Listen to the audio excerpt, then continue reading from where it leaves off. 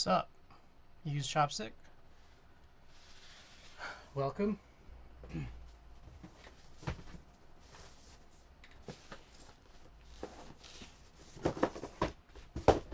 Okay, so I have a package up for redeem, but until that happens, we're gonna start off with some EC tasks, looking at some of Pooter's boards again, because since Monday I haven't looked at these at all. And yeah, so the Cloud9, we have to change 2 springs. Oh, use chopstick, thank you for that. Alright, so we'll open that when I get to it.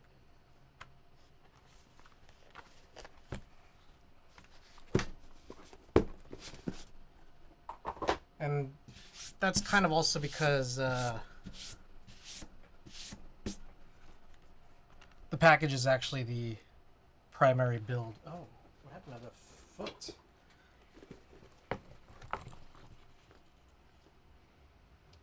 There we go.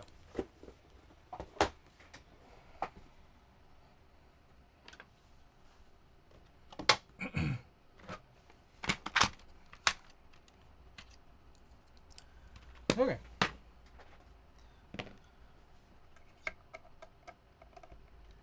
Let's get this open.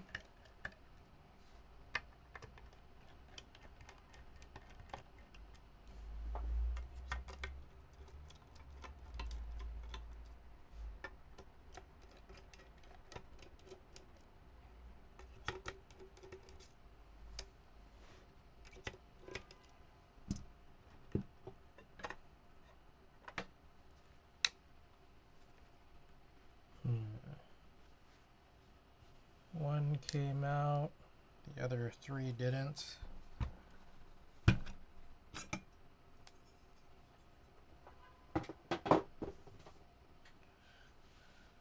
So they're still just kind of held captive in there. Yes, and of course the gaskets, they'll pop out.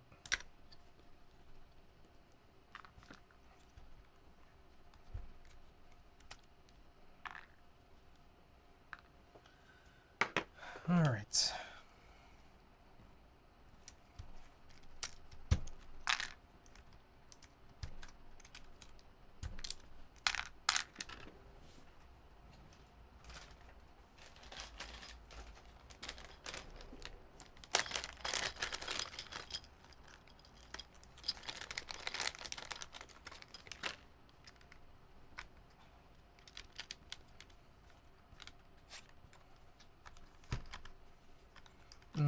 This is the...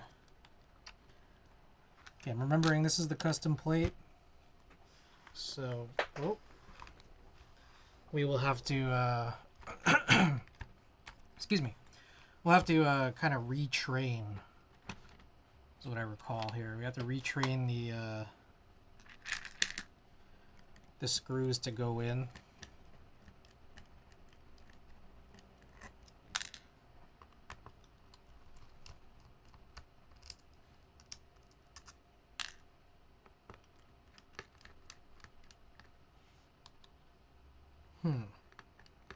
Interesting. It almost kind of looks like these stabilizer wires popped out. Because I think they did, but that's weird.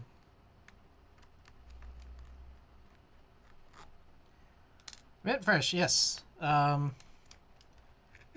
really a rebuild. There's just a very, very minor task here, which was there's 2 springs that are not the same as the other 58. So we're going to make that adjustment. Then after that, we're going to look back at the SR1.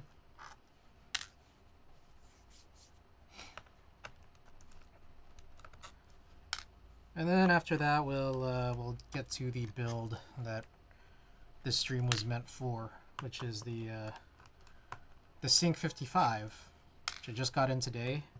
We have that package redeem for the opening, and we'll open that when we get there.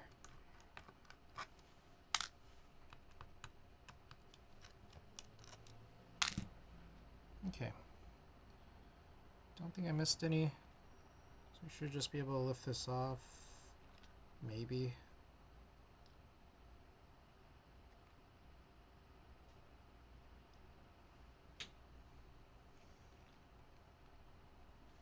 Maybe is a key word here.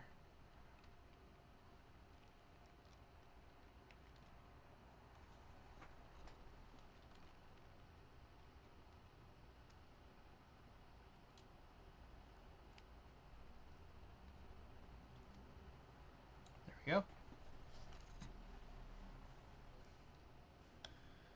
Okay, so if I recall correctly, there are two springs that are different from all the others, and I believe it's right win and right shift. And I can kind of just tell they do have a different sheen than the others. Yeah.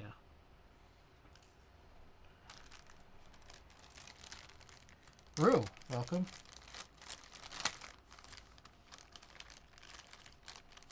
Oh. How's it going?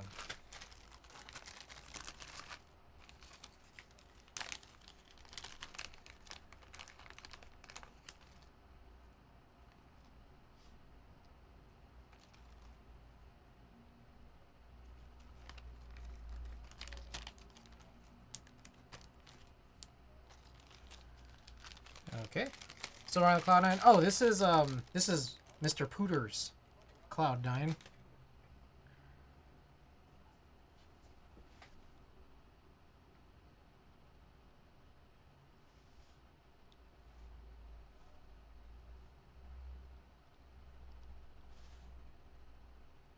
So Mr. Pooter did end up buying the other tapped plate that I had cut.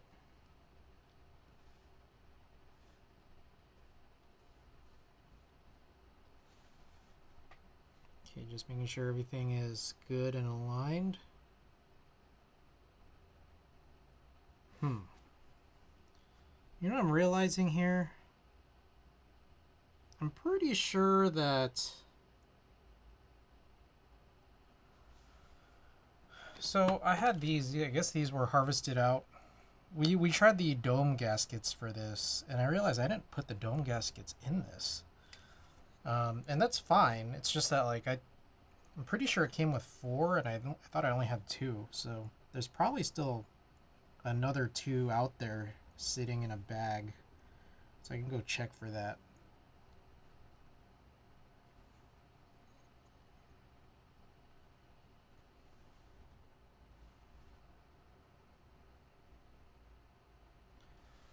Okay. Do you do commissions? Yeah, you can just DM me.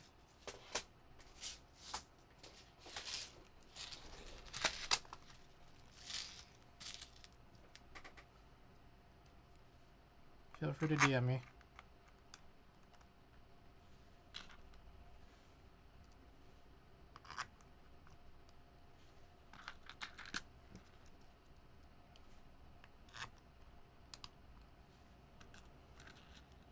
Nighttime welcome.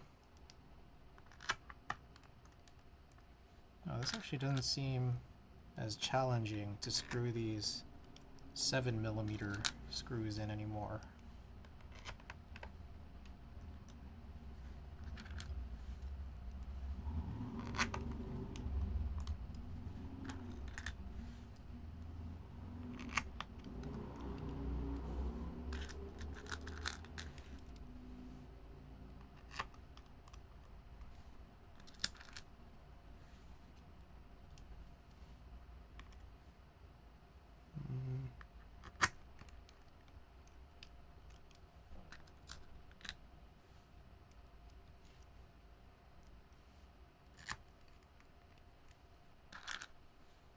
Finally built my EC in more or less acceptable way. Had to use KLC, housers, and sliding. A few desk key sliders turned out defective. Ooh.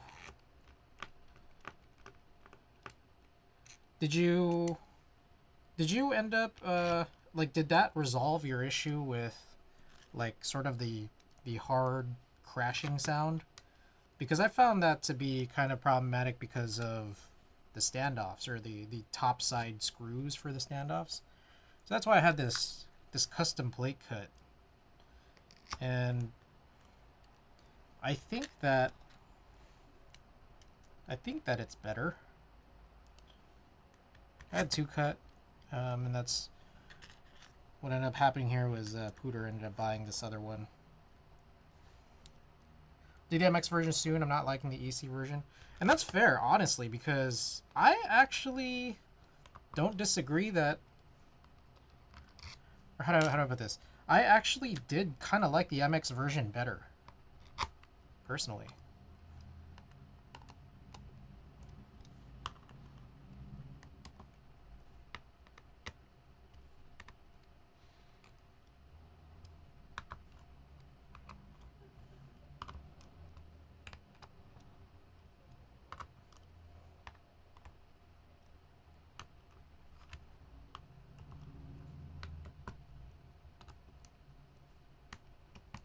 But that also could be because of how I had this built.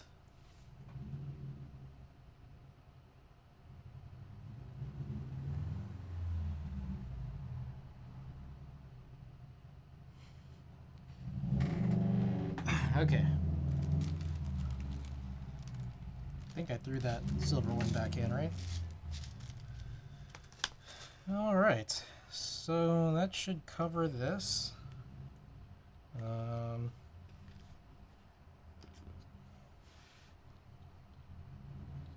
Should just be able to plug this in now. We'll get the gaskets in. People are to be pretty happy with their MX version, so I guess it'll be an MX keyboard for me. I think, like, how do I put this? For me, personally, like, I kind of get this feeling that I can possibly just make any EC board feel good for me. But it's like I have a limited way to do that. And primarily, it's via using some domes that seem to have been discontinued. As soon as I just change domes, typically it'll be better.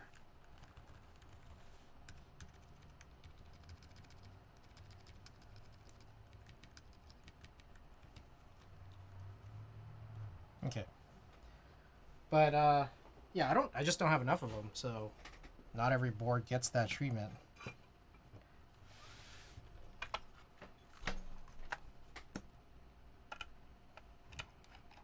Not every board can.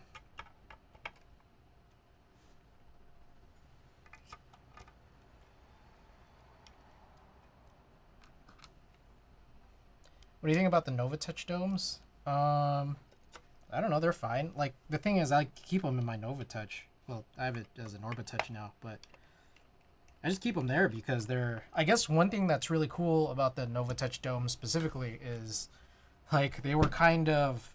how do I put it? Like, it's all one sheet. I think that's really cool. Conan, welcome. So they're all kind of meant to be kept together. And for that reason, it's like, well, I'll just leave them together in the NovaTouch.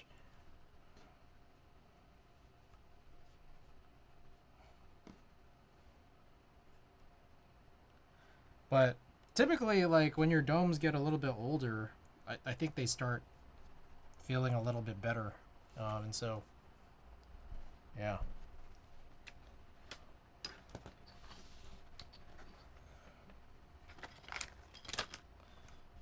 Alright. Let's do a little type test. We've heard this before, but it's already out here, so why not? Also, it's silent, so you guys might not be able to hear anything. Alright. Here we go. Let's turn off this fan here. It's hot. It's hot in my room right now, but gotta turn it off so you could hear possibly hear something.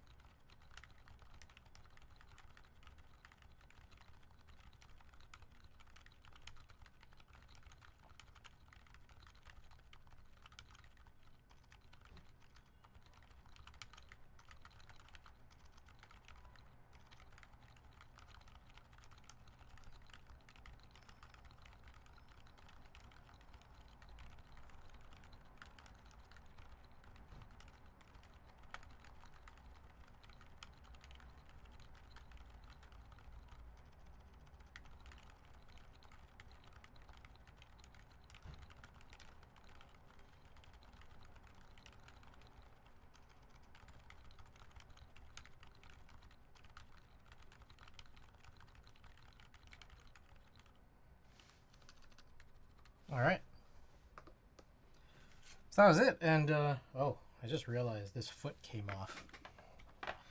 I get this feeling that maybe because I've noticed it kind of came off when I was just taking it out. I should probably leave the feet off and then just have let Pooter know, hey, put the feet on yourself. They're just press-ins because they might fly off when you remove it from the case.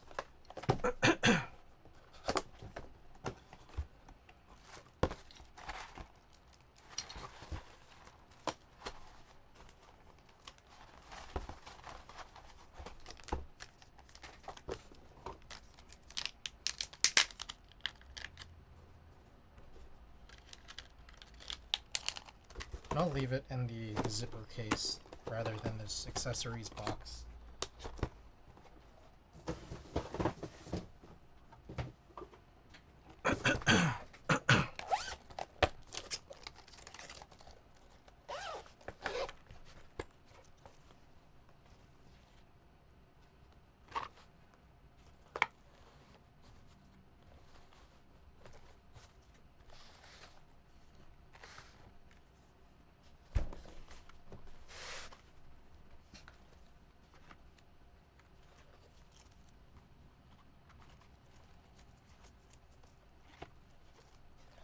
Okay.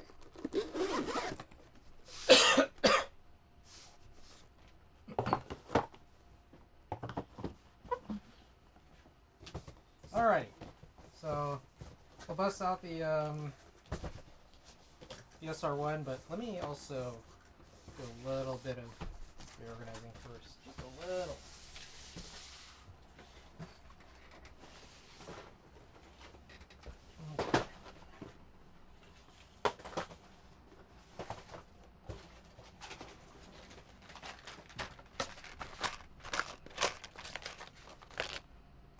First off here, I think are the Desky springs, even though it's in a box that's not for Deskies.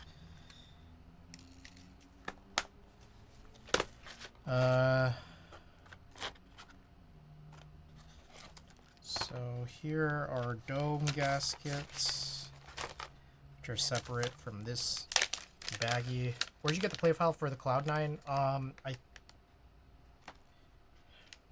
gonna be honest with you, I kind of don't remember. I think it was... I'll find it. I'll find it actually shortly. Here.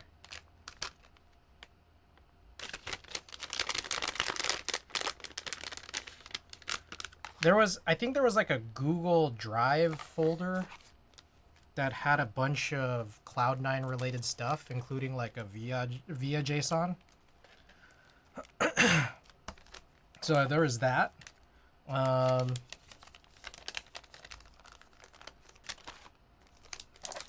then I think it also had the plate file included in there. Oh, here it is. Okay, perfect. So, okay, these are like, I kind of get this feeling this was not supposed to be, I think I put it back in the wrong bag, which is why I was confused. Yeah. Okay. Sweet. Alright, I had to be real careful because I realized there's an address label on the top of this box.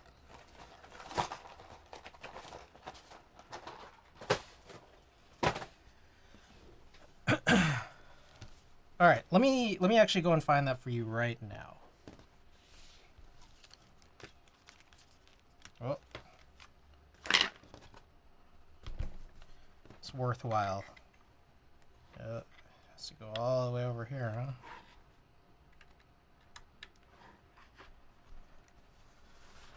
I have that folder, so you just had a... Oh, yeah, exactly. Rue. Yeah, I went to my plate cutter here in California, the San Francisco Bay Area. There is a pretty local cutter that serves all of the country. Yeah,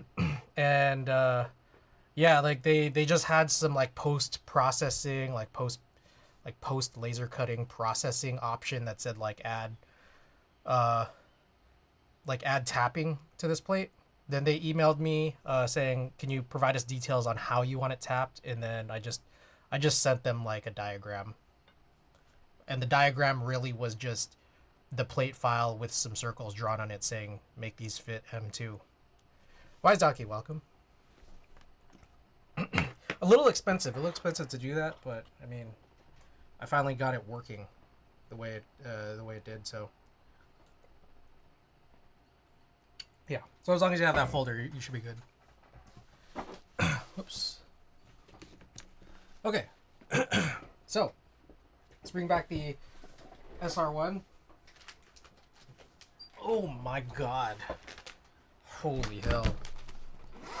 12 pounds. It's like over 12 pounds built. It's crazy.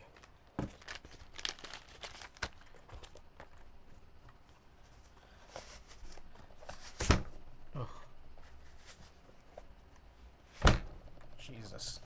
Oh my god. Holy fuck.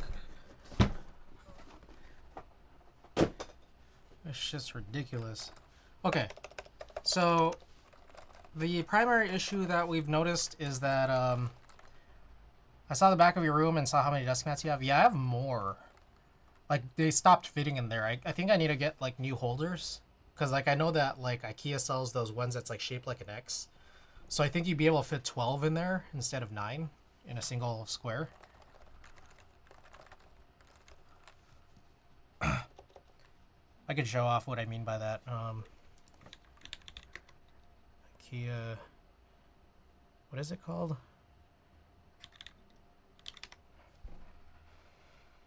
It's like they're Kallax cubes, but specifically this insert here. Let me find the insert.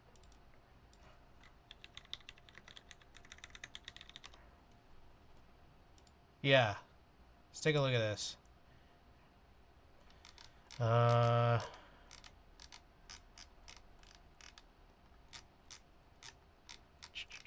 Where is it?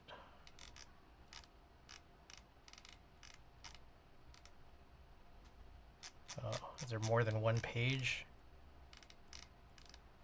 Or do they just not sell it anymore? I don't see. I saw it in store.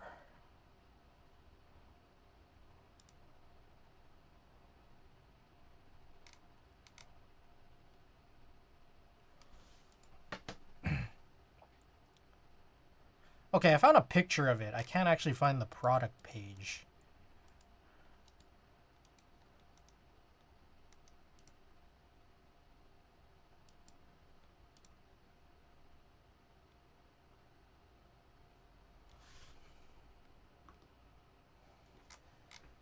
Let's see here. So this is what I have. So this is meant for like wine bottles. Insert for bottles. There's another insert that I can't currently locate. Oh, here we go. The show more page. Or show more button. And somehow I still can't find it. That's crazy.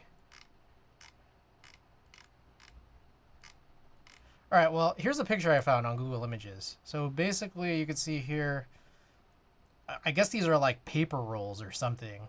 And you could see that they fit 3 into one of these quarter compartments. So you should be able to have 12 total in here. More than the 9 that I have here in the back. That's assuming that these roll up, like they roll up to whatever size that this roll is. But again, with that said, I don't seem to be able to find it anymore. Oh.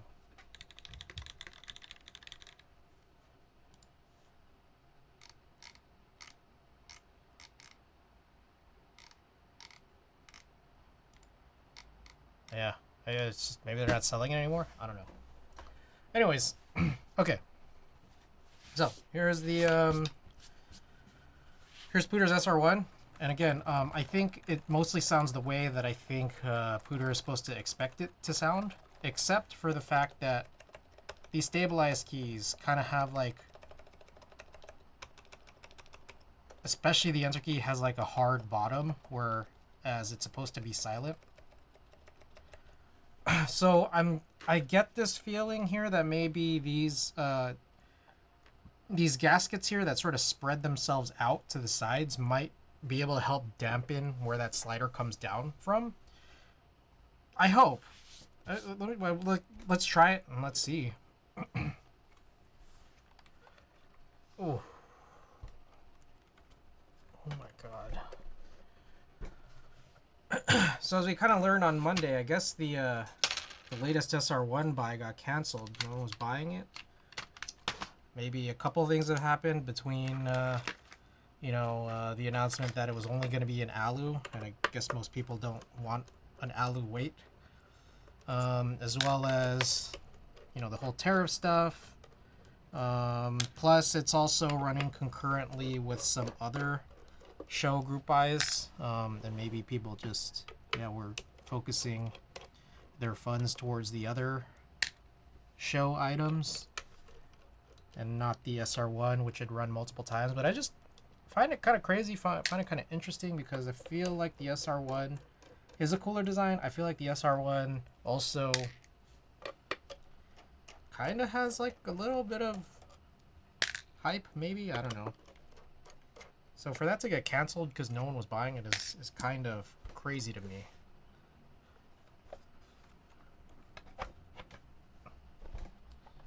Okay.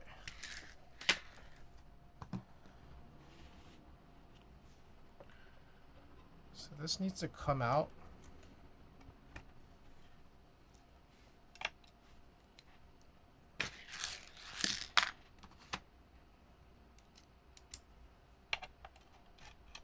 So we there's an order to this, as I'm remembering, which is that, like, you do have to plug it in first, then you have to place it like this, and then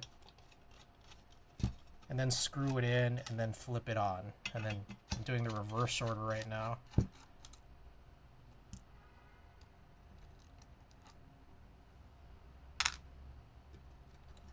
The reason for that is this connector here is kind of hidden. So yeah. All right.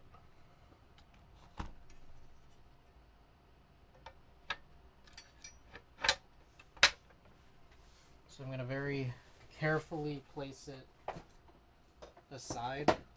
Just carefully is the key word here, just because it's really heavy.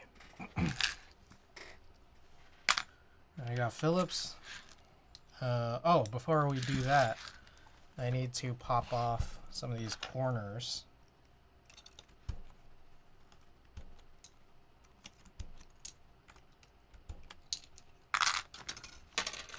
And then we want to place these here. And luckily, again, we did that thing where I have now taped like 2 stacks of these elevation cubes so that I don't have to take off all of the keycaps.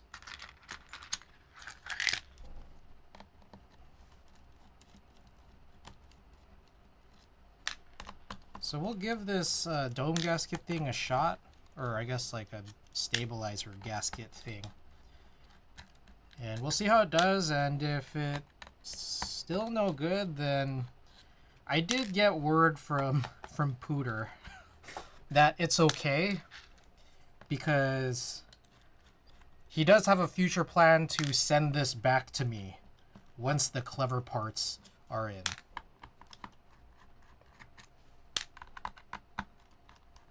So that, I guess that would be the end of the chapter, like, but this chapter for now is whether or not this works.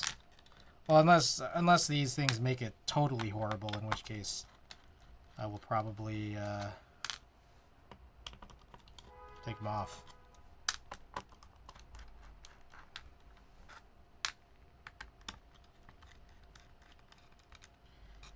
As we recalled from last time, this is apparently 34 screws, which I feel like is too many screws, but I guess it's necessary.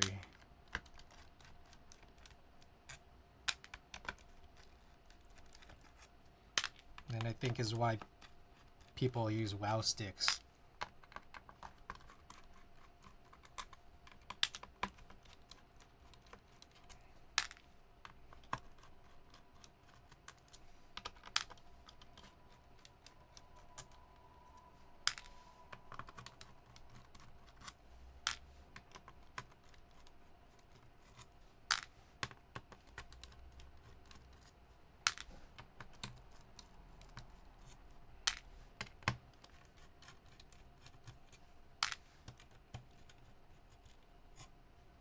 Okay.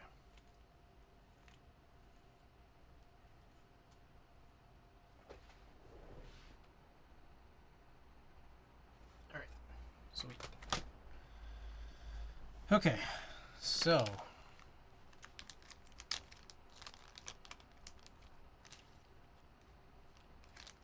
Surprisingly, the stabilizer on the spacebar is good, but the rest of this, I think, needs some assistance. So I think the idea here is we pull off, we'll pull off each of these stabilized domes, and then we set the thing down.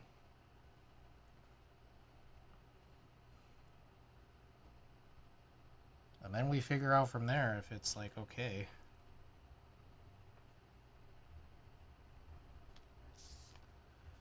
And in this case here we have 4 of them.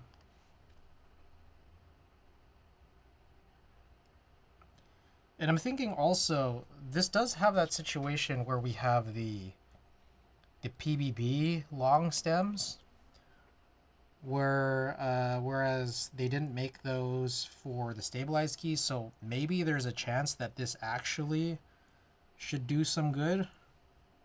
A chance.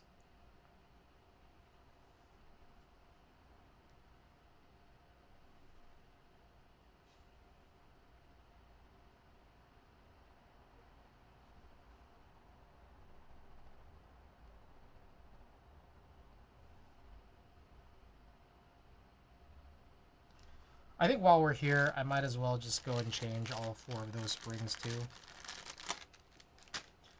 Just in case, because I've already lost, I think one of them, the enter key, was like possibly not good. So those are good. Or those are new. I don't know about good.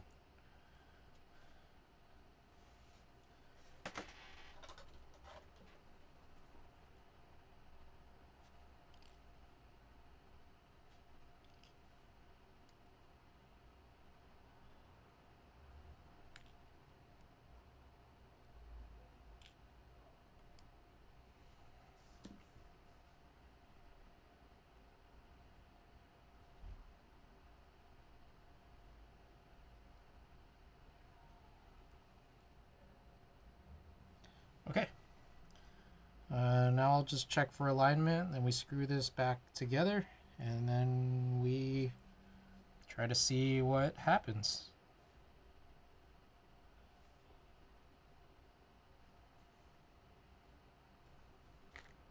Do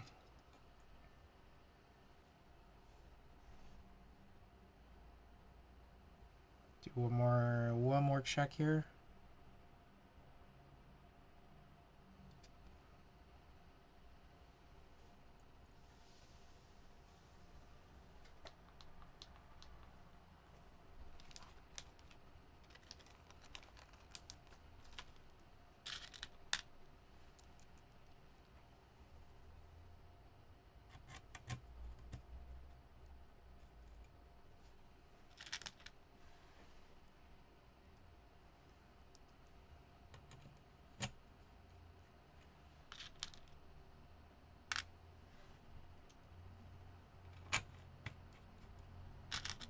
Alright, I am using these just for alignment here, but then we're going to start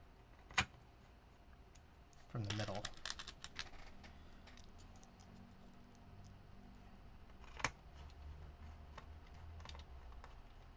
Is that not? That is not one of them.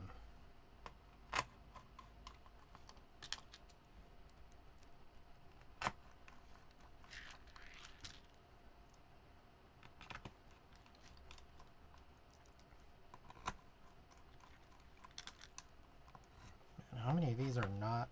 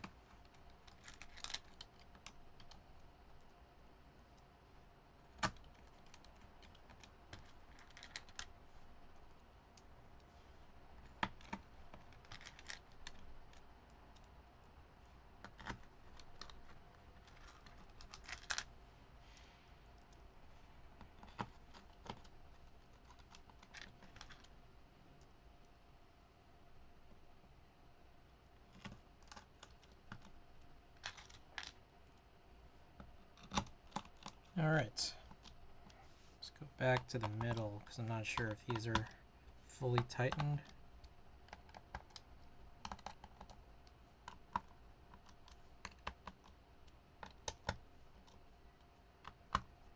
Okay. I think that should be it. So, moment of truth, let's find out.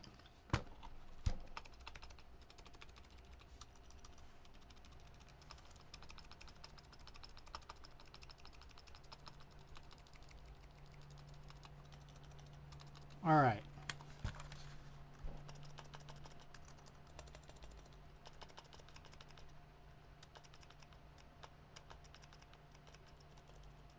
I contend that it's better, but I still do get this feeling there's some funniness to the stabilizer in general.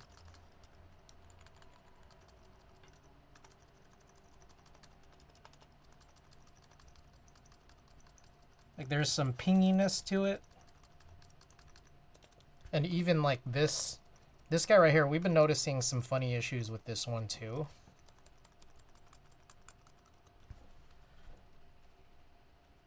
Reasoning for that, I'm not 100% sure.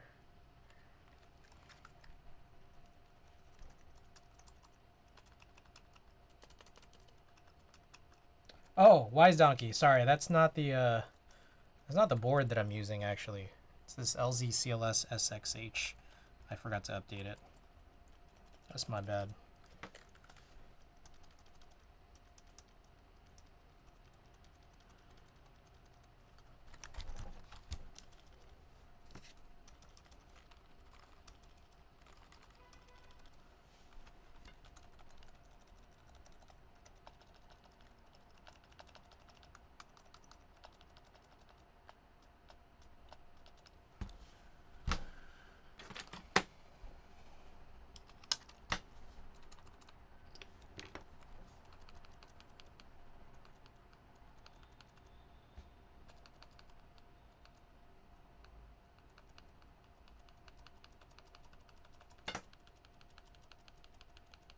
Like, it's not a rattle. I don't know, unless it is. It's just like a funny... It's a funny sound.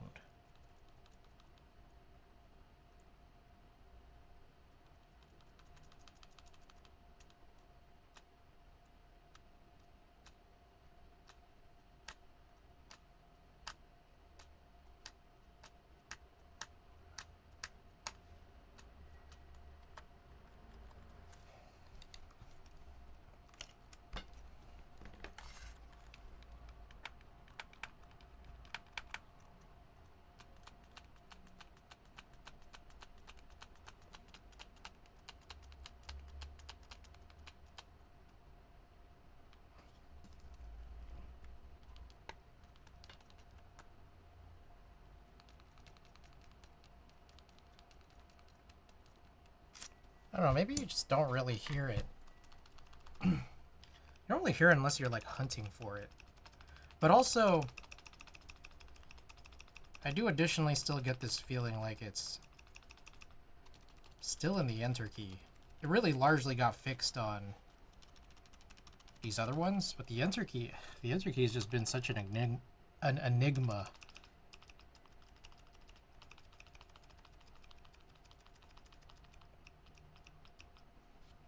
And I wonder if it's the keycap. What if I change the keycap?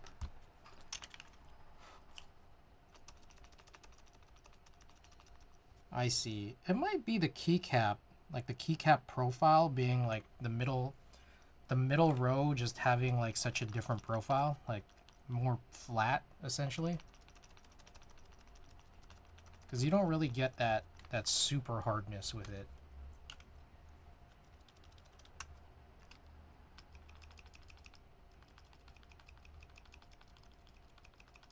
Xavier, welcome.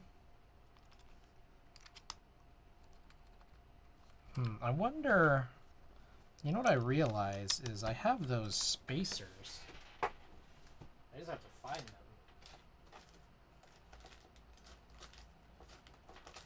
I got those little spacers from Divinity. I wonder if those would help or not.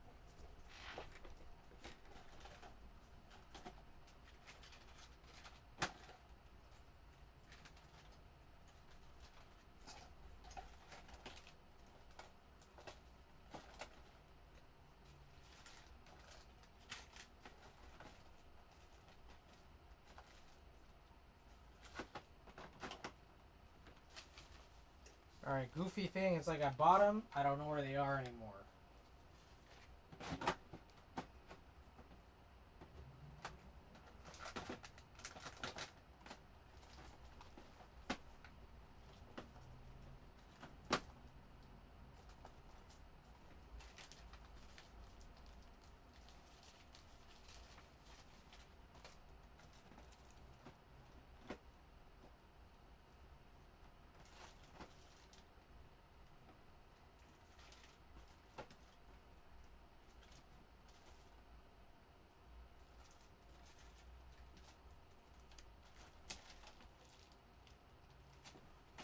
Damn it.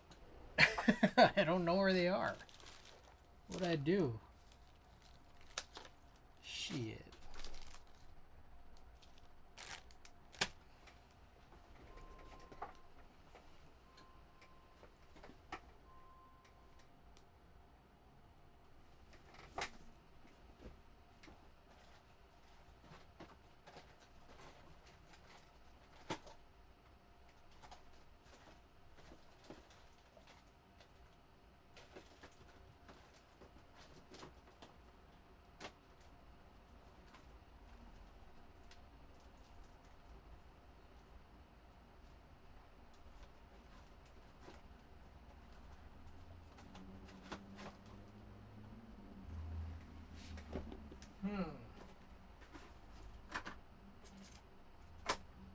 This sucks.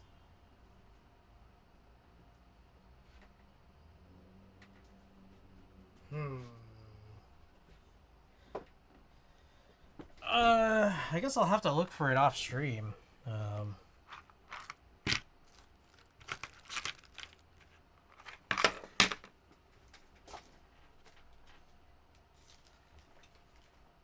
They were just like these really tiny little spacers that I guess you're supposed to put on like stems, like switch stems. And I'm feeling like we could do that with this, but I can't find it.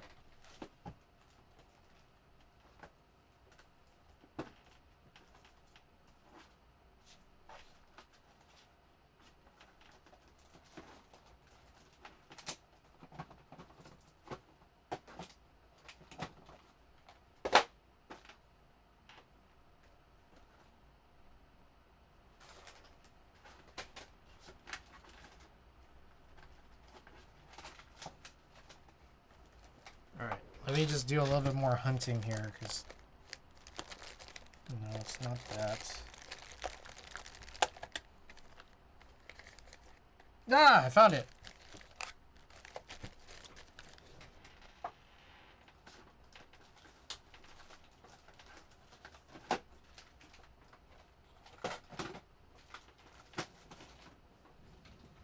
Sweet. Okay, let's try this out. Let's see if this could do anything for us.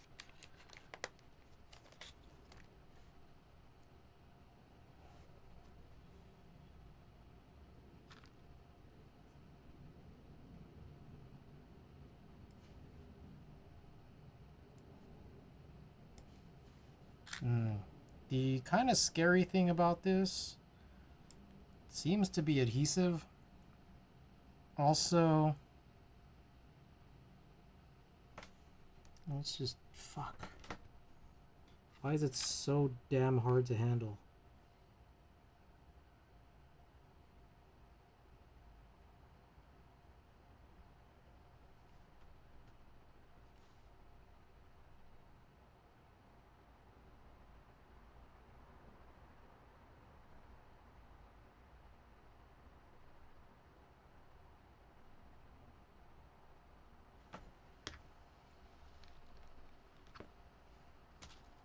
Where'd I put the enter keycap?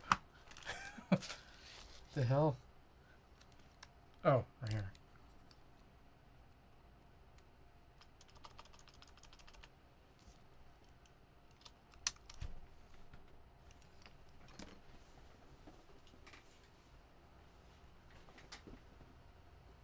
Fuck, I just did my phone. Here. Okay, so I put a little spacer right there.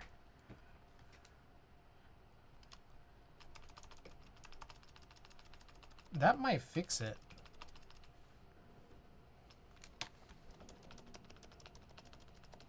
it still has whatever that weird spring / rattly issue is, but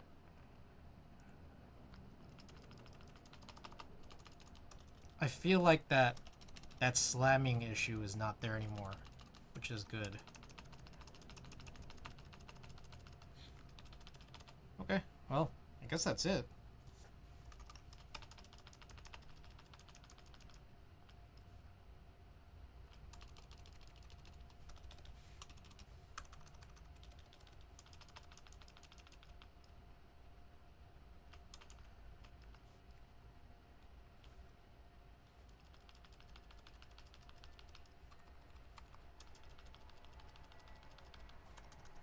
Yeah, the enter key bothers me a little bit, but again, we might just... This is probably just going to come back to me anyways, so...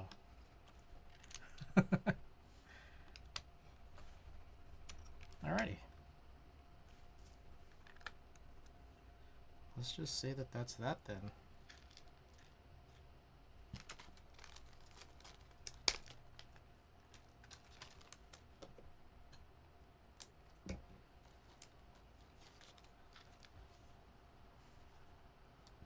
Dang, this thing is kind of cool.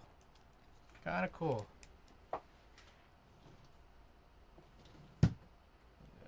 Whatever. All right. So let's reassemble this, and then we can get another type test in.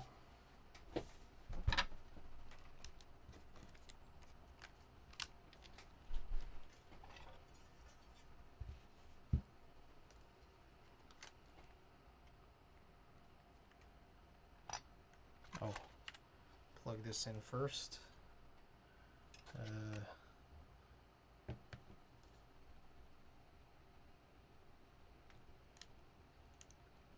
What's the best way to do this?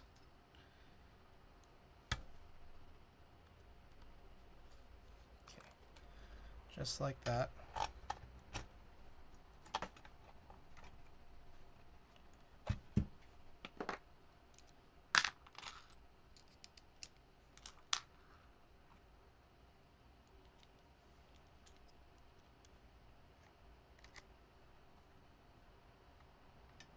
Now that just, okay, that stays in place there. Damn, that did not.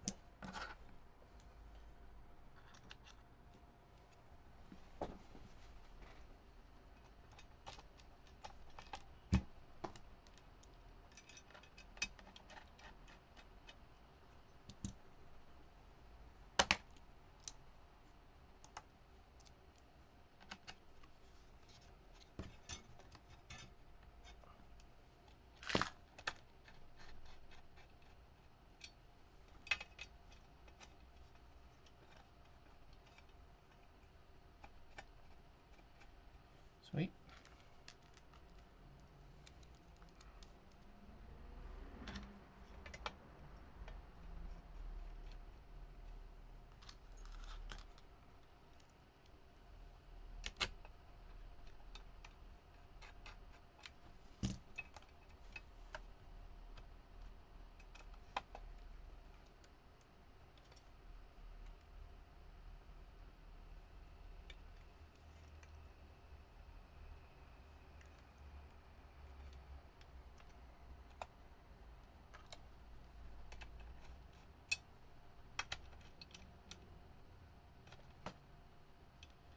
Hey, one screw is different than the others.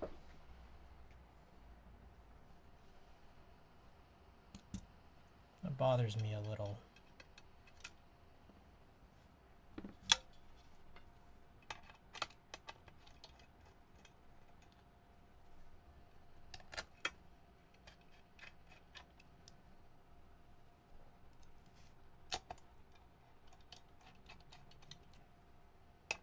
That's weird. One screw is kind of like different than the other, like it has a different head.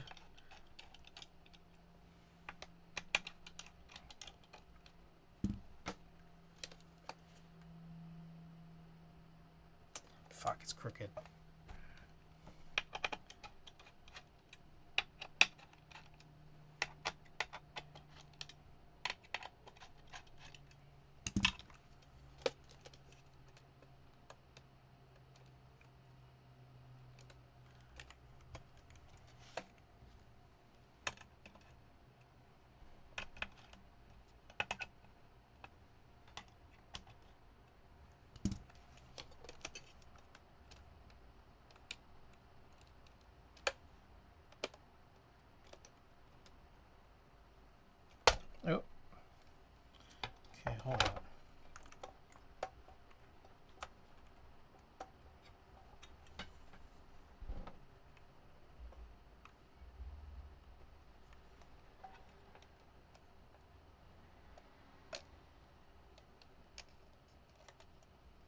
Okay, there's kind of only give, seemingly only give to move it left and right.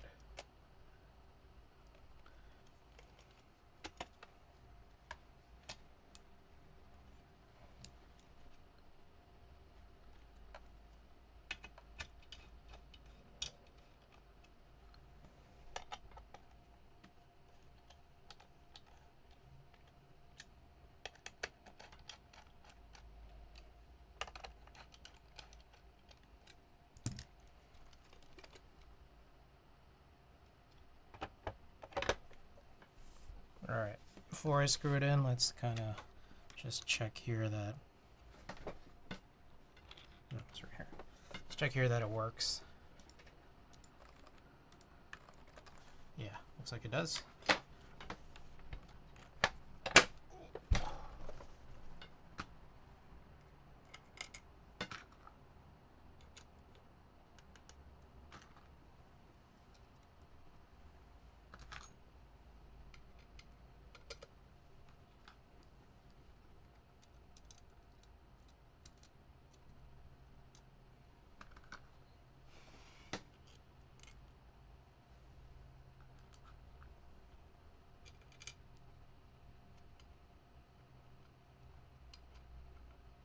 Oh shit. I keep forgetting it's the other way around. These long ones have to go in the bottom right.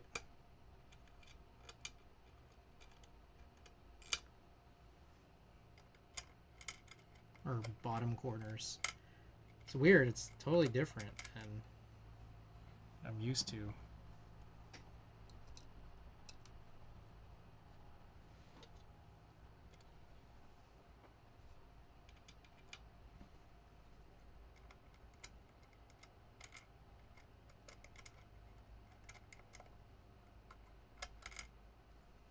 Ugh, my favorite.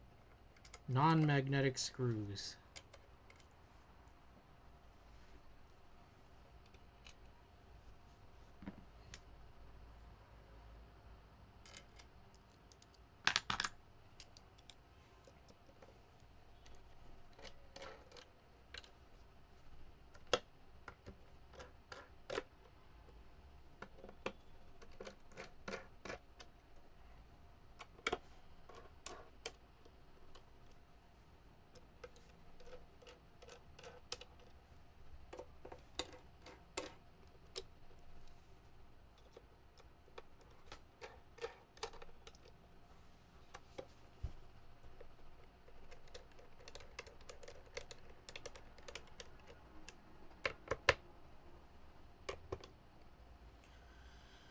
Okay. This should be it then.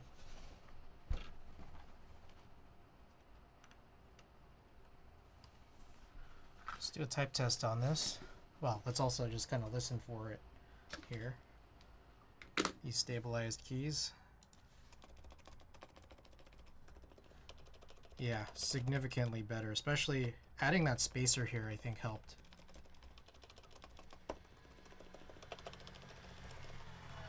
Alright. Type test. Here we go. What was that? Okay.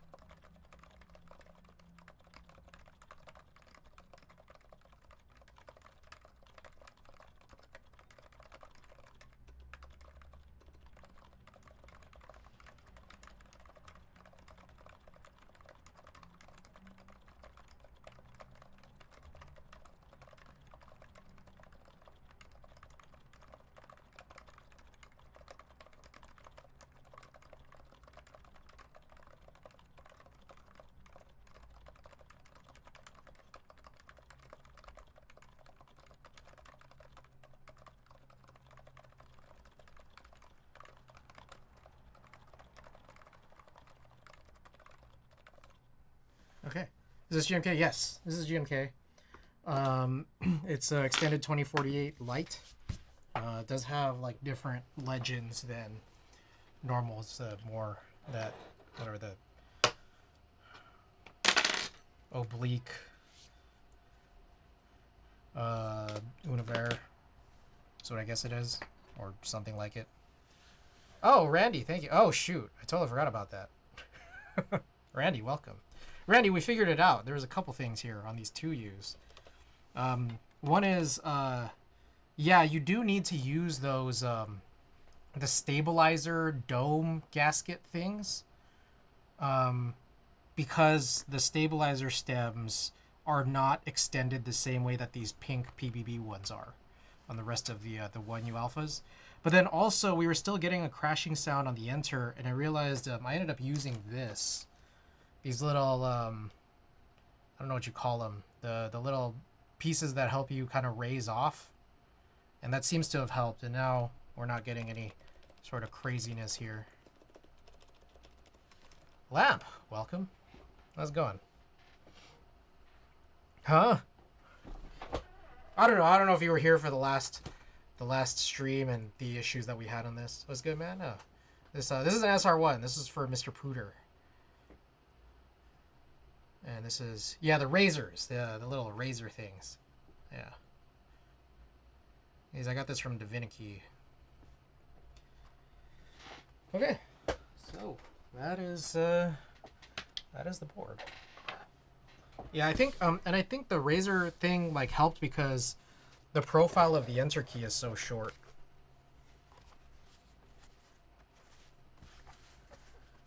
So, I need to send these back to Pooter.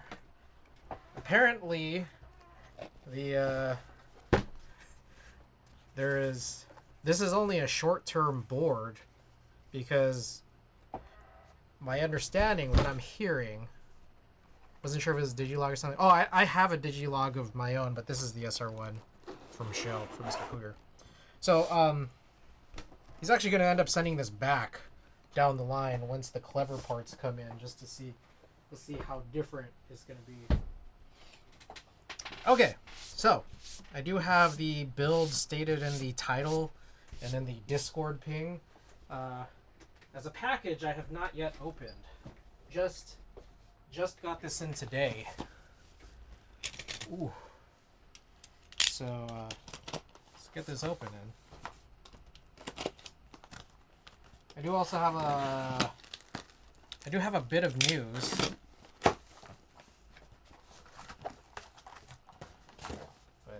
pull this out. All right. This is the Cinque 55. I heard it was called Cinque, or pronounced Cinque. You guys tell me.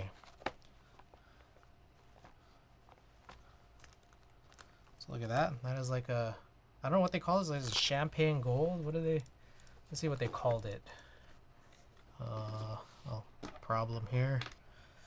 Board's not plugged in. And this is very deep.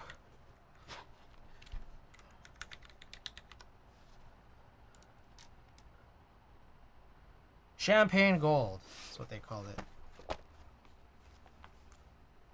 Cinque 55. I keep seeing it as Cinque 55. I guess that's the name of the board, but as sold from Kibo, it was just listed as Cinque 60%, which it is a 60%. All right, we'll take a look at the finish later. I don't want to get my grubby little fingerprints all over it. I'd rather just do the build.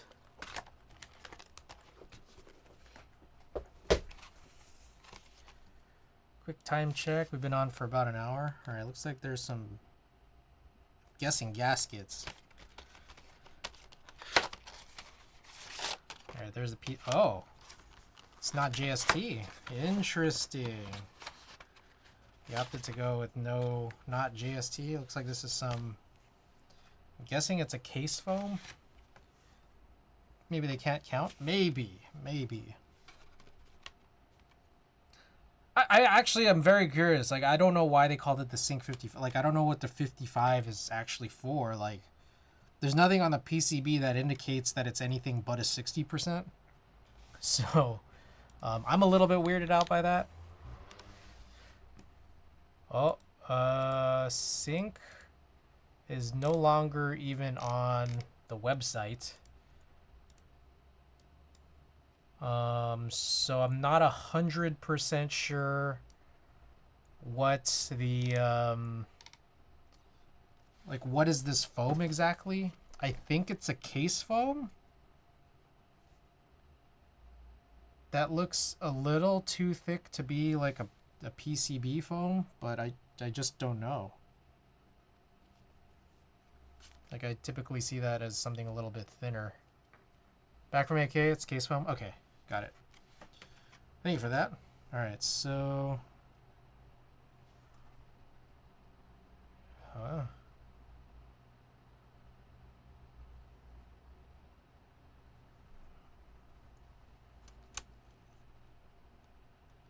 that is interesting. So this is really interesting because this is a topside connector. This is a topside connector, and there's no, like, it doesn't cut out, like the plate doesn't cut out to accommodate for the connector. So I think it's that, like, you are supposed to just, it is supposed to just lift up and be in between. Is what I'm guessing here. That is kind of weird, but okay. Should attend you for. Oh, is that why? Is it because is it a Sync 55 because it's technically you can cut it down to, so they force split right shift and also they force this too. So that would still take it down to what 58 keys. I still don't see how it's a 55. You'd still get 58 keys out of this.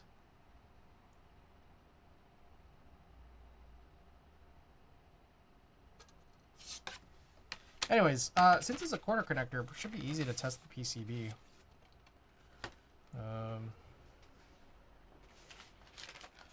Just a little nervous not having ESD in this.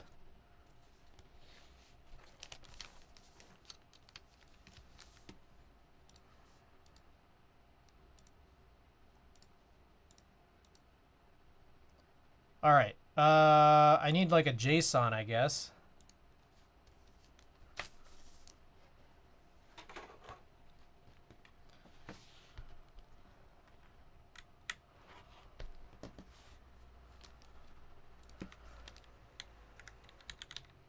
Am I not in the Kibo Discord? Is it on their website?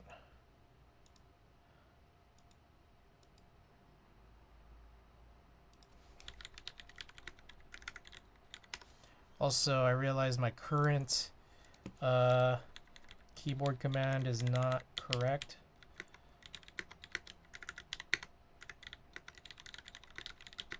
So let me adjust that. I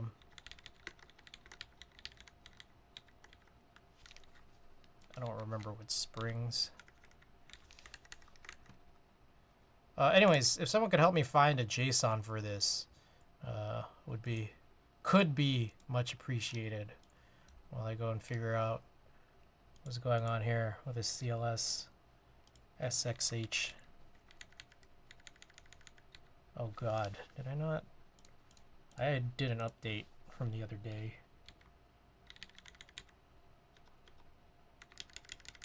Geon 67.5.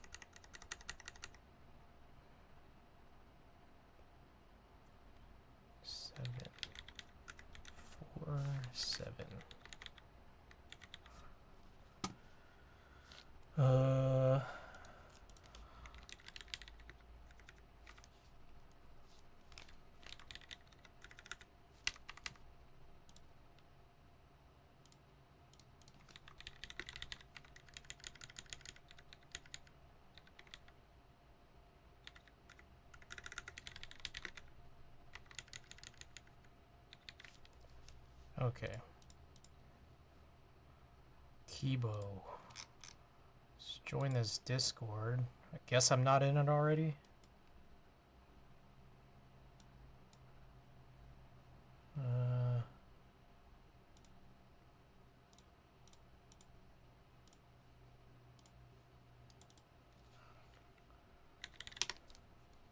Cinque files JSON. There we go.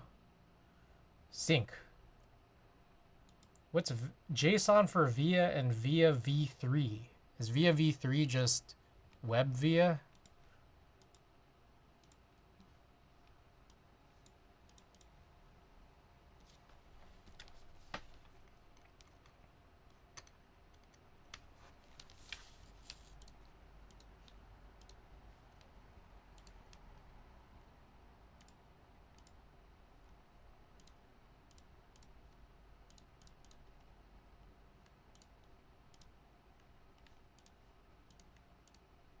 Okay, that didn't work.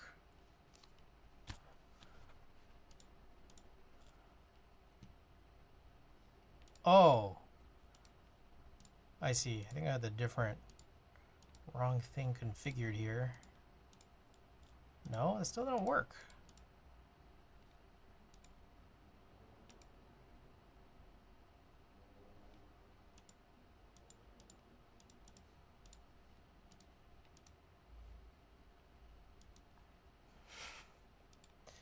I'm so confused.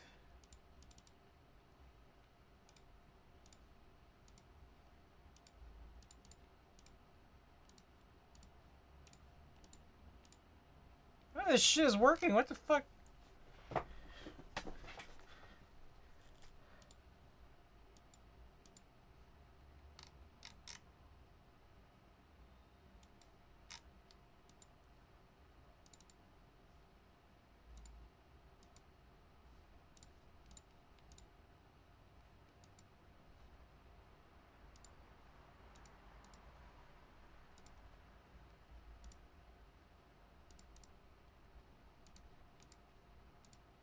Okay, what the fuck? I got it to work. I got it to work using this VIA non v3 definition. Okay.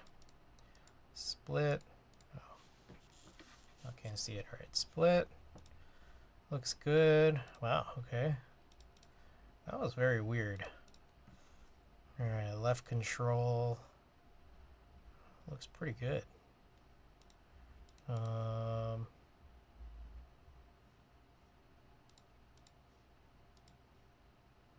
Ooh. There's no lighting on this. I don't know why this has to be like so challenging.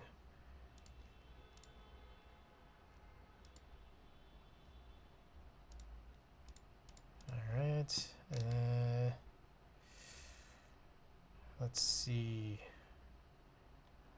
Star / home page up, bunch of nothing, plus minus, and page down. Okay. Should be good now. All right. Jeez. This is hard for no reason.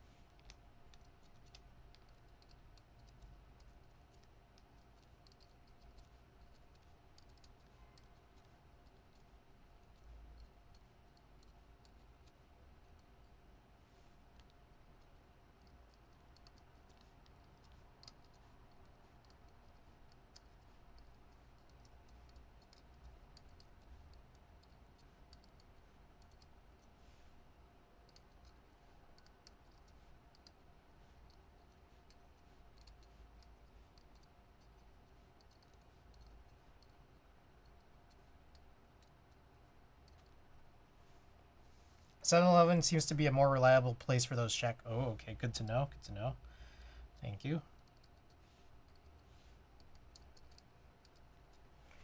All right. So, we're good there.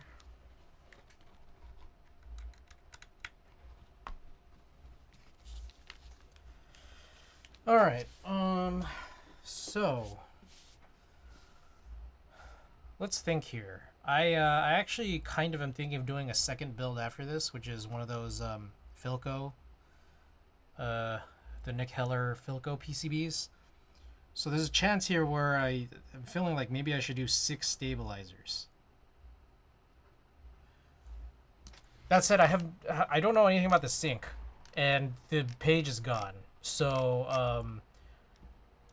I am not sure what kind of mounting this is. Is there like any detail?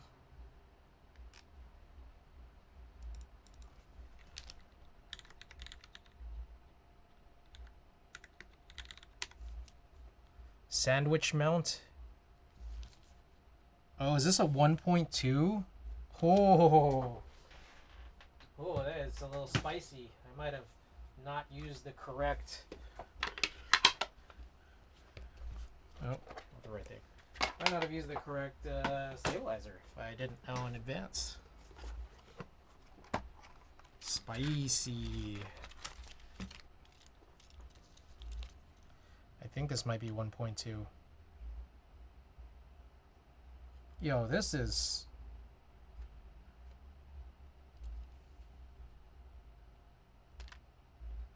This is smaller than 1.2. What the fuck? Am I crazy?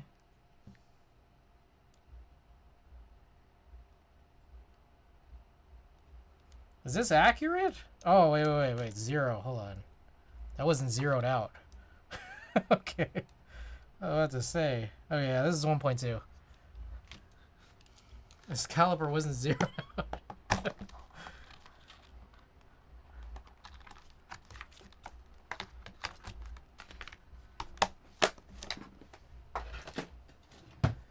Okay.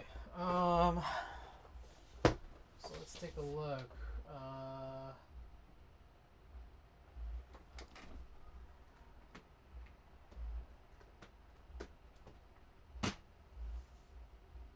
I have some 1.2s somewhere. Oh, they're here.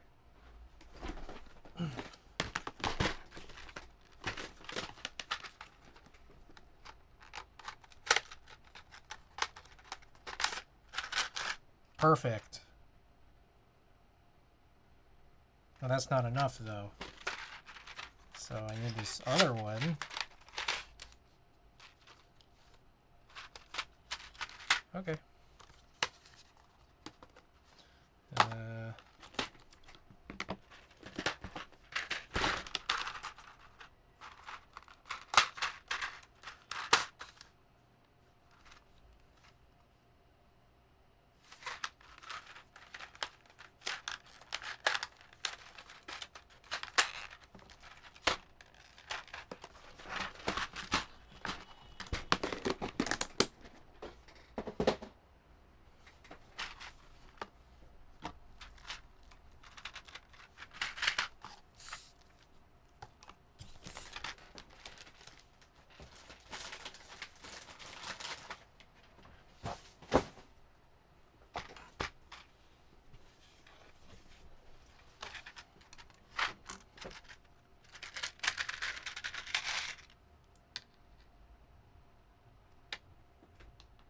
This pause is not working.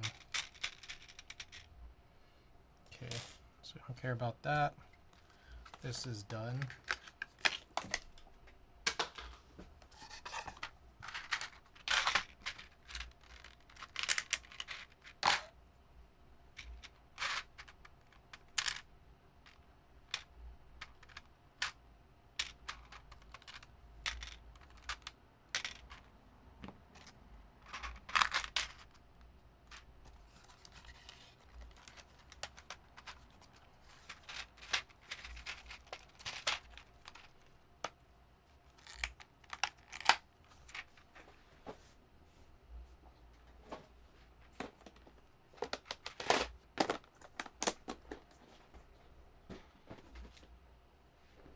Alright, there's a part of me that thinks maybe we should do all the stabilizers at once, and so I could bring out some OWL labs here too.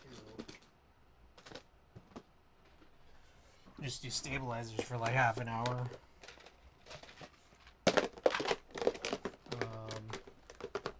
Let's take a look. I don't have, surprisingly, don't seem to have that much Owl Labs left. So let's like look at this count, kind of see what's going on. Jesus Christ.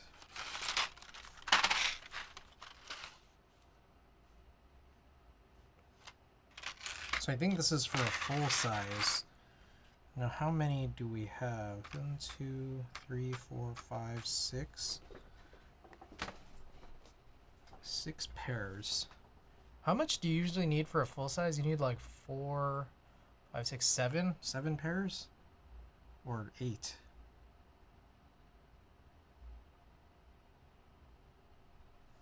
I don't know. Why am I so confused here? How many pairs of this do you get? I feel like there's more. 1, 2, 3, 4, 9? What the fuck does a full size look like?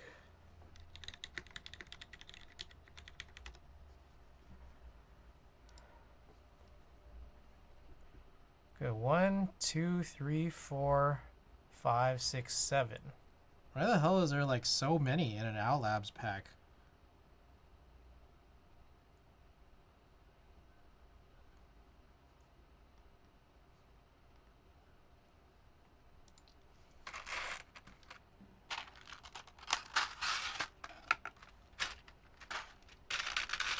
Alright, so give me a moment here while I just kind of try to count things out.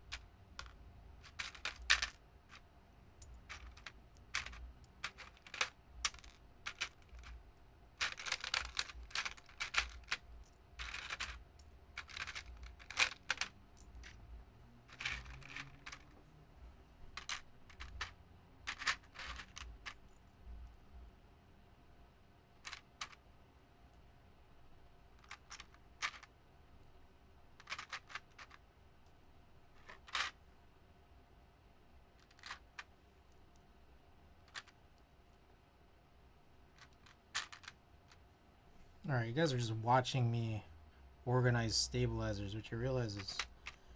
what are we doing right now?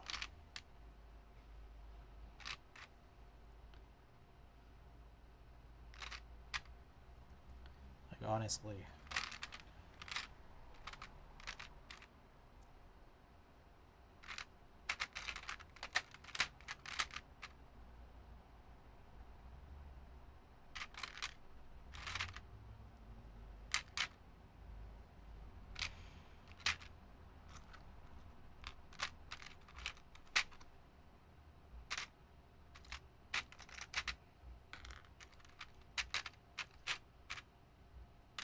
Okay, So I'm realizing, okay, if there's really 9 pairs, 1, 2, 3, 4, 5, 6, 7, 8, 9.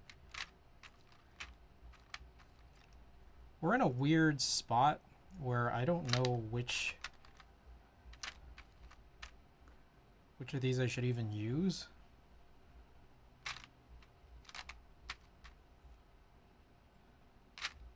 These aren't even the same color between these two.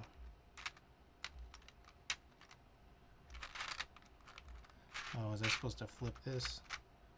God damn it.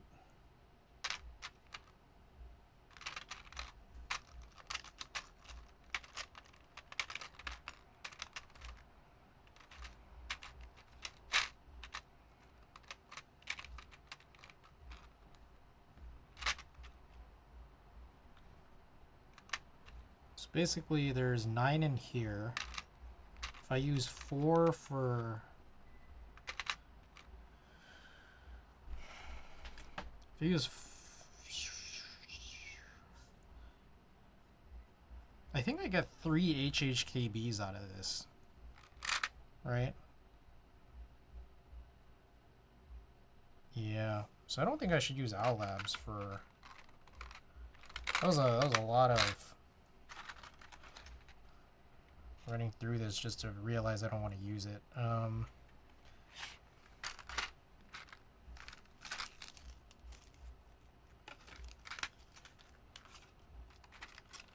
So not this one. This one, less certain. 1, 2, 3, 4, 5, 6, 7. I think I could use this.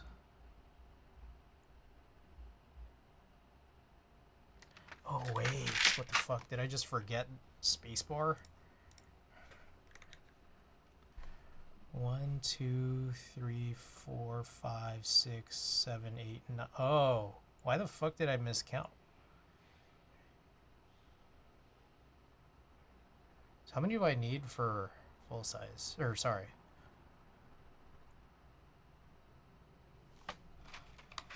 TKL. I need 5?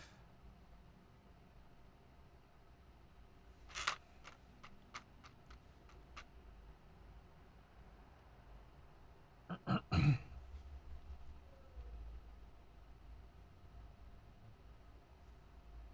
two.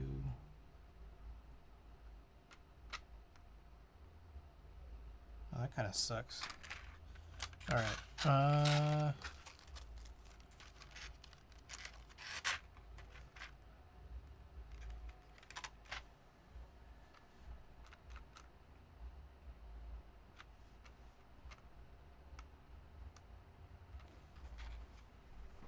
Sorry, I gotta think about this. Holy fuck, this is stupid. Okay, so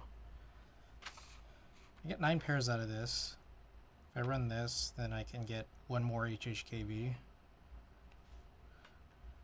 I have 5 pairs. I don't even get 1. Oh boy, this is silly. I don't know why these are different colors. It eludes me. I can get 3 HHKBs out of the clear.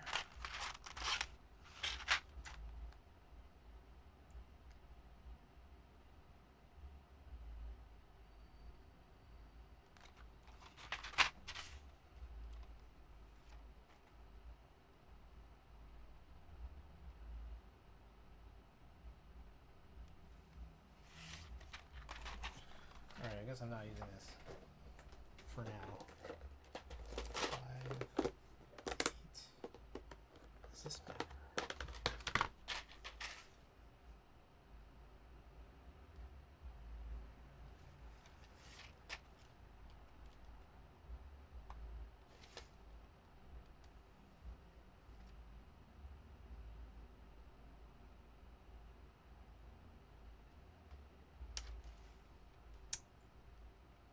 Oh fuck it, whatever. I'll just use this. I don't know why I'm making this so hard.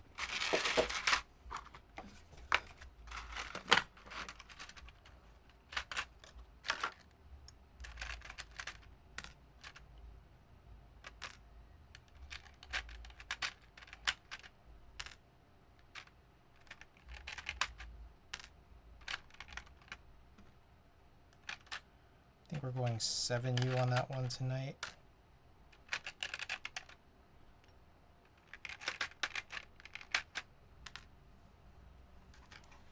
One, two, three, 4, 5.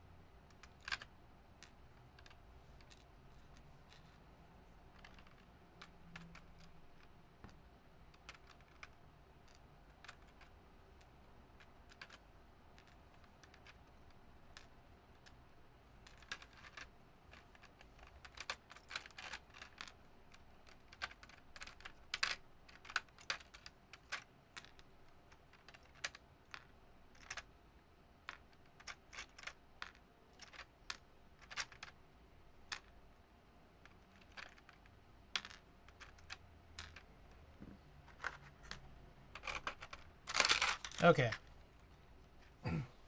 Corn, welcome.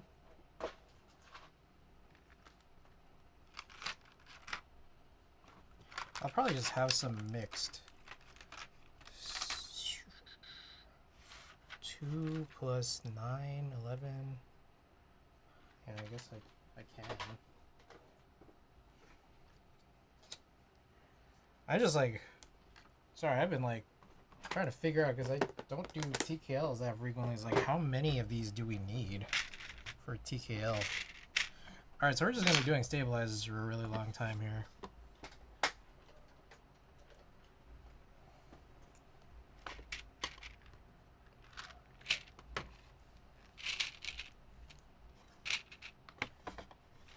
Klexus, welcome.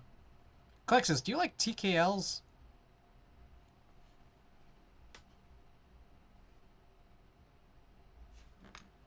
I got some of those news and notes. Yes, I haven't really gone over a whole lot of them yet. So, you're kind of in luck. But I'm trying to like, okay, so here's the stupid situation. I've been trying to like figure out, I have like surprisingly not that many OwlLab stabilizers anymore. Like, I had a giant stash of them just because Divinity sells them for super cheap. And they're actually not, they're not bad, but I have very few left. Problem is, the two packs I have left, one of them is a partial, and the 2 packs I have left is, they're not the same color. So I'm trying to figure out what would I use them in to, like, you know, kind of try to end exactly where I need to end.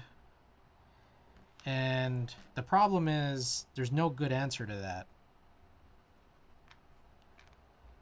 Because I think no matter what I do, I'm gonna have like a pair or 2 left over.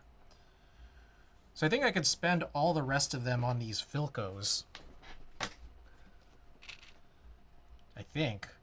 But I'm still gonna end up having 1 pair left over. And also, one of them, at least one of them, is gonna have to have mixed colors, which I guess doesn't matter because, I mean, like, they're Philcos. I'm not going to use them.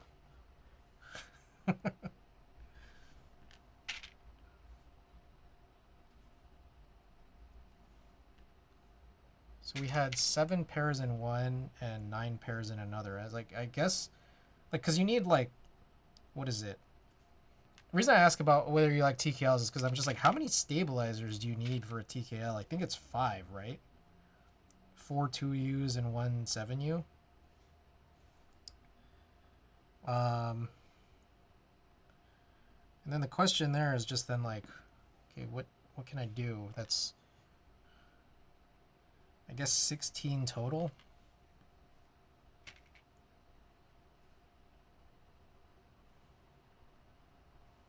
So you don't do split backspace? Yeah, yeah.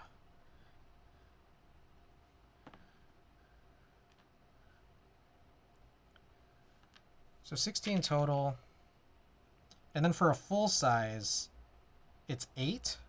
So like that's why I get so confused here, because these OwlLab packs include like 9 pairs instead of 8 for a 100%. It's like, what? I mean, the good thing about that is like you do get the right number for 3 HHKBs, but it's just like a weird number, right? Oh, I just realized I think I doubled this up.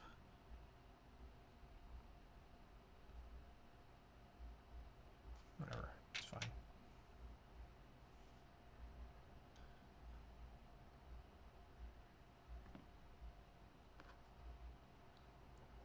All right, news and notes. Let's see what we got here. Oh, I finally did my taxes. I did my taxes on Tuesday. So streaming twice instead of 3 times a week afforded me a day to do taxes. Less if you do an ISO 1800. Oh, good point. Good point.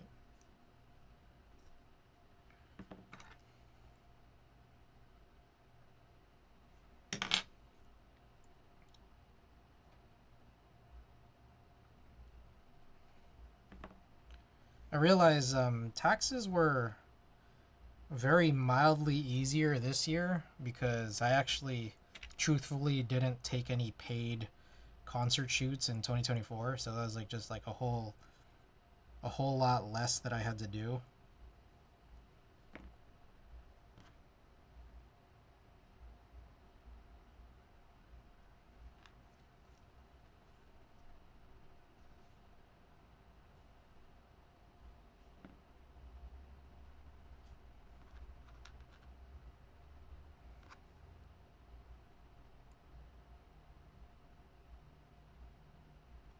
Speaking of which, been driving that exact layout at work and I actually kind of like it. Ooh. 1800 is pretty interesting because, like, I always thought it was like kind of interesting because it seems like it's like full size, but not full size sized. You know?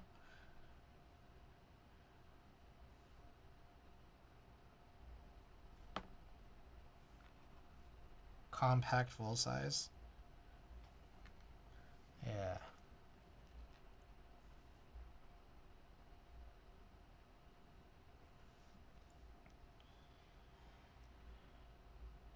Okay. I actually don't have that many news and notes here, but I'll just go over them real quickly. Lakers lost at Oklahoma City. That kind of ended in a bunch of bullshit, but then they did win against the Mavs last night, which is cool. Lakers finally clinched a top 6 spot, and one more win out of 2 games left puts them or locks them into the 3rd seed. So that's pretty chill.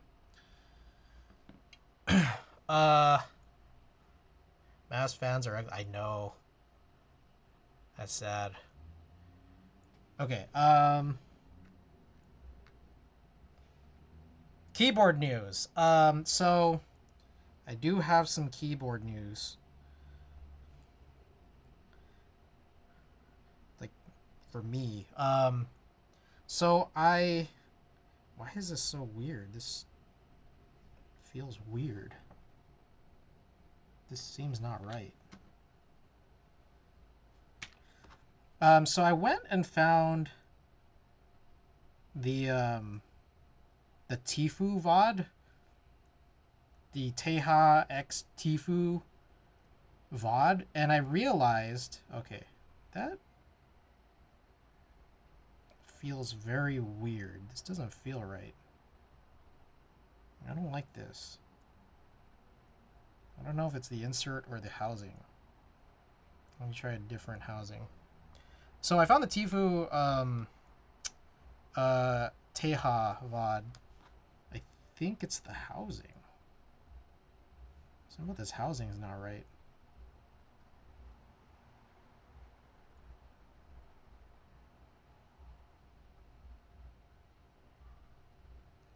Holy fuck. They Did they...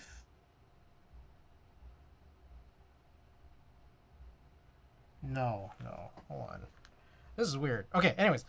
Found that VOD, and I realized in the VOD, Teha actually weighed Tifu's key cult, both built and unbuilt. And it made me realize... okay, it's the housing. His had stainless steel in it.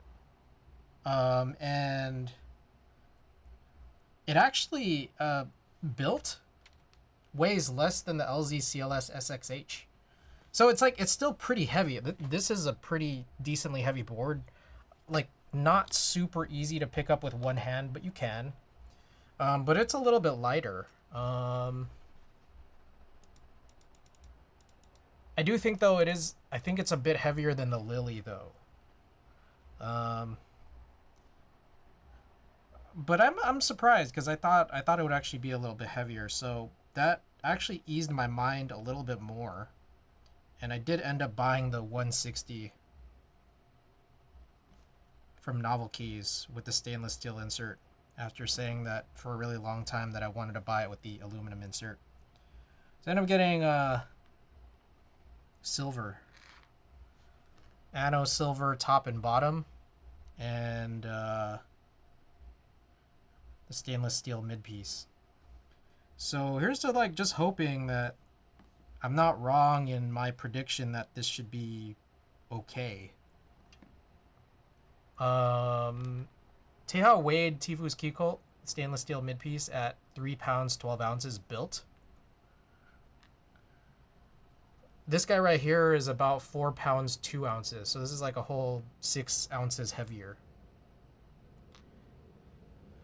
The one minor difference, or I don't know if you count this as minor or not, but there is going to be a little bit more alu in my unit because of the HHKB blockers. But I don't know. There's also going to be 2 fewer switches and 2 fewer keycaps. Honestly, the only key cult that caught my attention was the one that was in the GMK Metropolis colorway. I kind of remember that. I kind of do. But it was that a 160 or 165?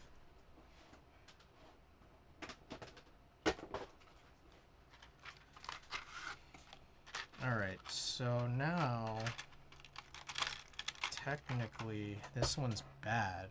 I'll just put it off to the side, but we have 1 fewer now, which I guess actually will kind of even this out. I think it was a 165. I see. So we actually aren't left over with 1 pair, but instead 1 piece.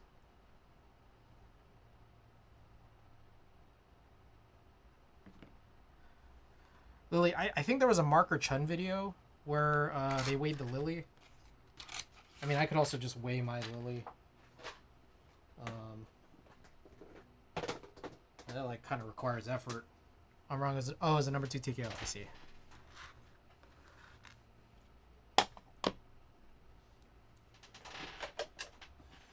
All right, let me grab some of this other stuff. Ooh. What do I need? 7U wire. All right, other bit of news. I went to the gym yesterday, and I'm super sore. Did you hear about / have any interest in the what is the H2H? Head to head? It's a Pro 3 housing? Oh. Where from? And what is it like? Han H2H. Any link? See, the news and notes, news and notes is actually not all one-sided. The news and notes also come from you guys. So I don't know what this is.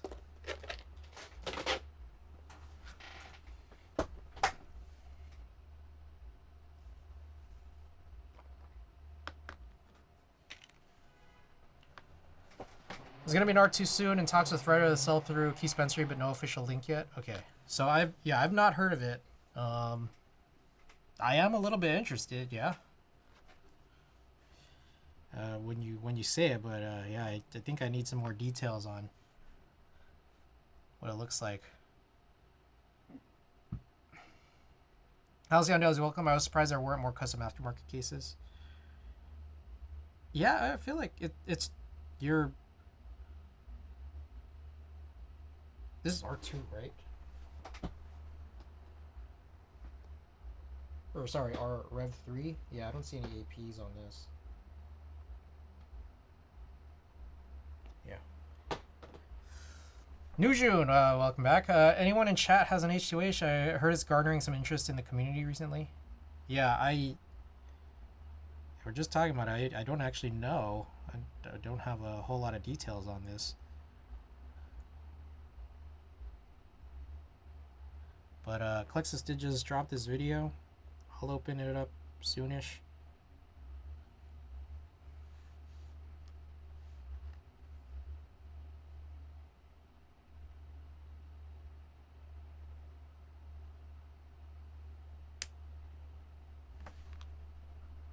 I'll DM a link to the Discord. Alright, appreciate it. Let me see what this looks like. I got curious.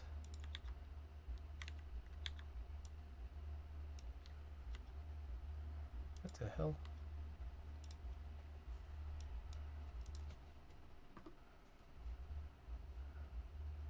Is this a top mount?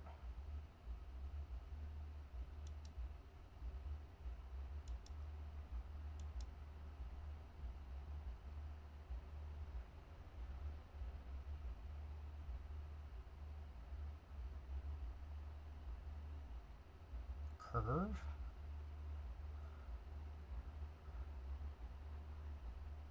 Yeah, that's a Pro 3, yeah.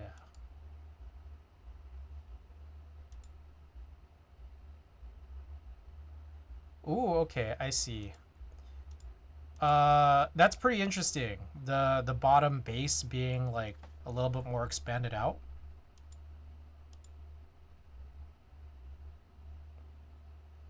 That's pretty interesting. I don't hate that yet.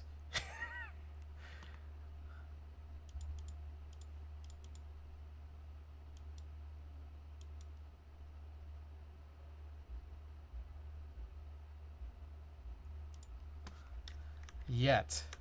Some Z Frontier posts from the designer. Alright, let's see this. I think I like it.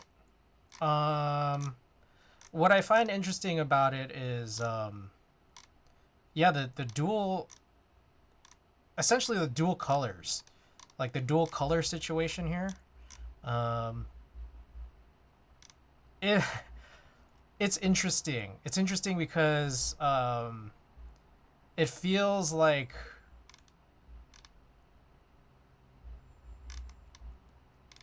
how do I put this?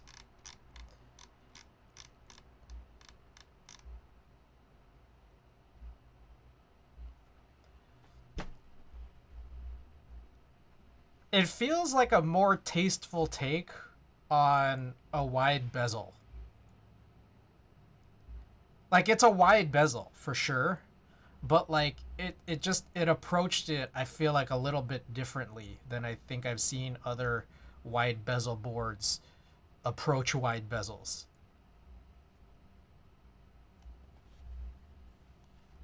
Do you have the Discord? All right, I'm gonna join that.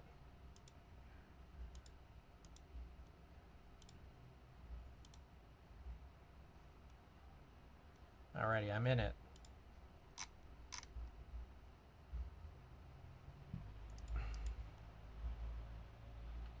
Ooh, so I did notice this Discord seems a little funny, but right off the bat, I noticed something, which is that notification settings are for all messages. So you kind of got to make that change to do mentions only.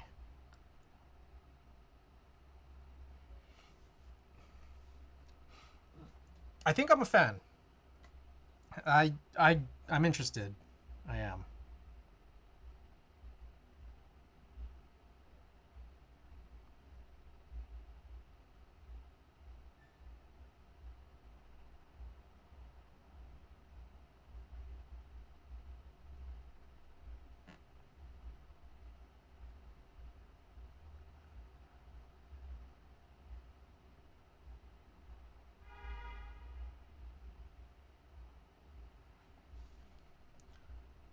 I feel vaguely like a crypto investor bot. Vaguely. Just DM me a link to Discord and that's it.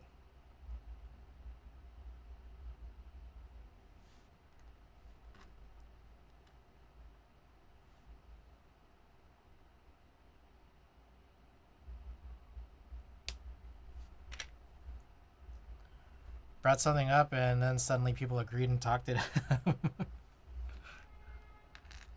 This one.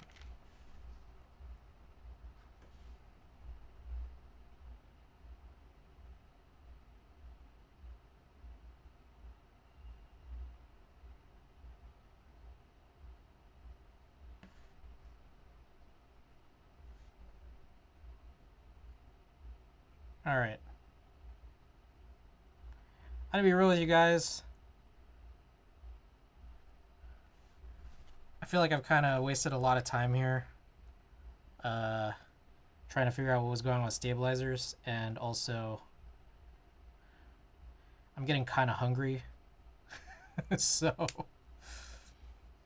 I kind of feel like I still want to finish these stabilizers for the Filco, but I might not actually do the build. I don't know. We'll see. Because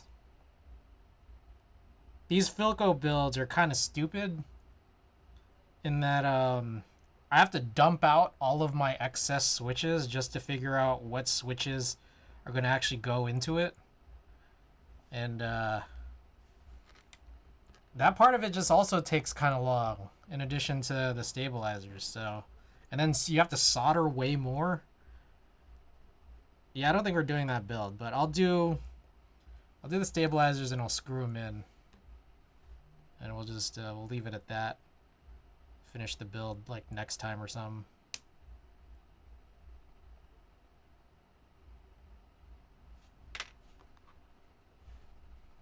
Stabilizerless Filco. Well, that's not even. I'm just gonna do the. I will do the stabilizers. My main problem is the rest of it.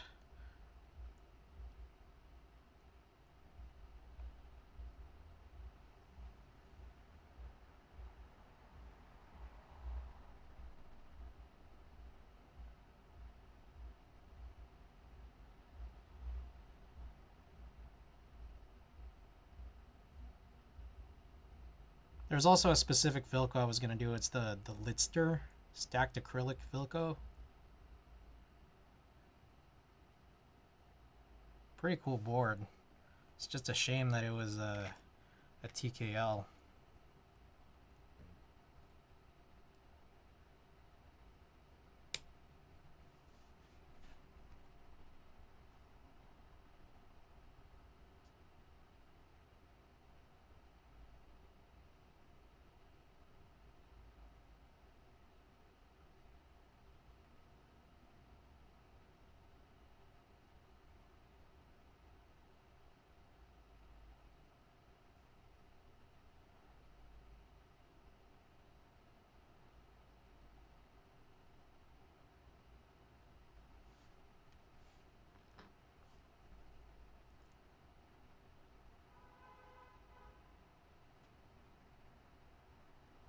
Is there anyone still selling Rev 3s?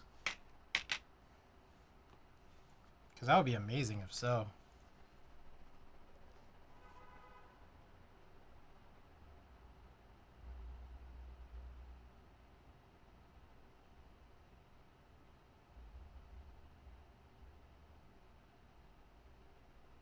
Not in the USA that I could tell? Damn. Bummer.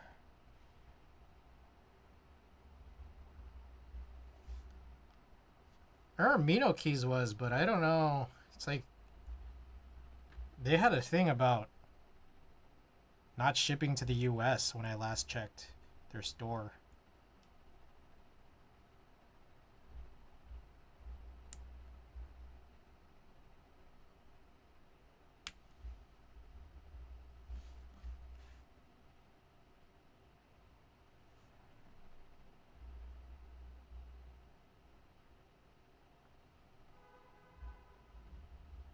Today was a weird day. I felt like I was just so randomly hungry and sleepy. I think it was just...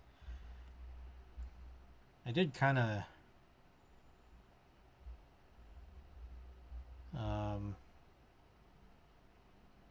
go a little harder at the gym last night, I guess.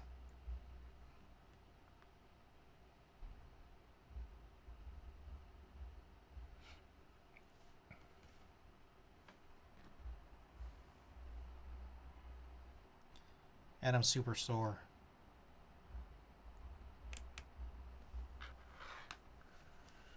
Alright, more news and notes here. More keyboard news. So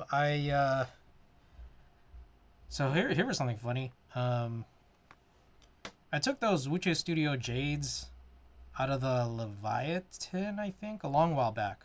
And then I replaced it with some silent switch that I also don't like. Anyways, there was multiple problems with the Wuche Studio Jade switches. One of which was, finding out that it was not a palm stem, but instead like a shrinky stem.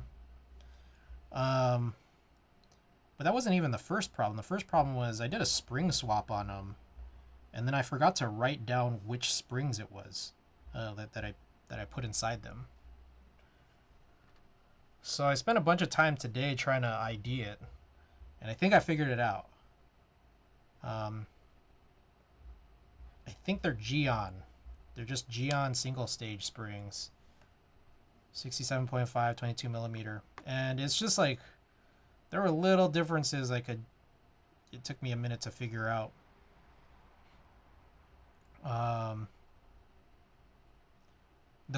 The coils on TX UXL are further spread out. And then between Sprit and Geon, I think Sprit has like more tightly wound end coils. And so that just kind of makes me wonder, like, what does that do for springs? And like how, like, yeah, I don't know if I have any more to describe that question. Like, how does that change a spring?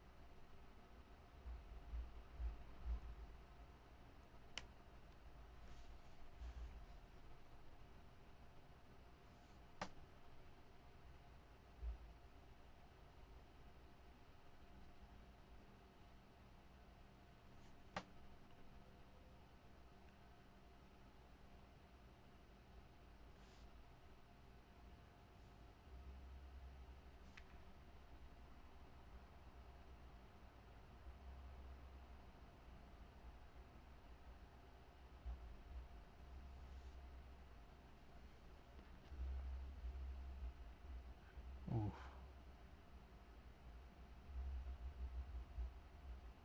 There's a lot of stabilizers, man.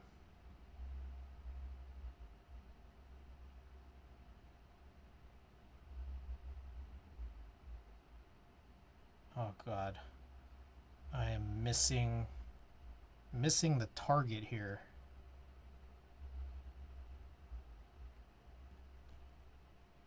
Jesus.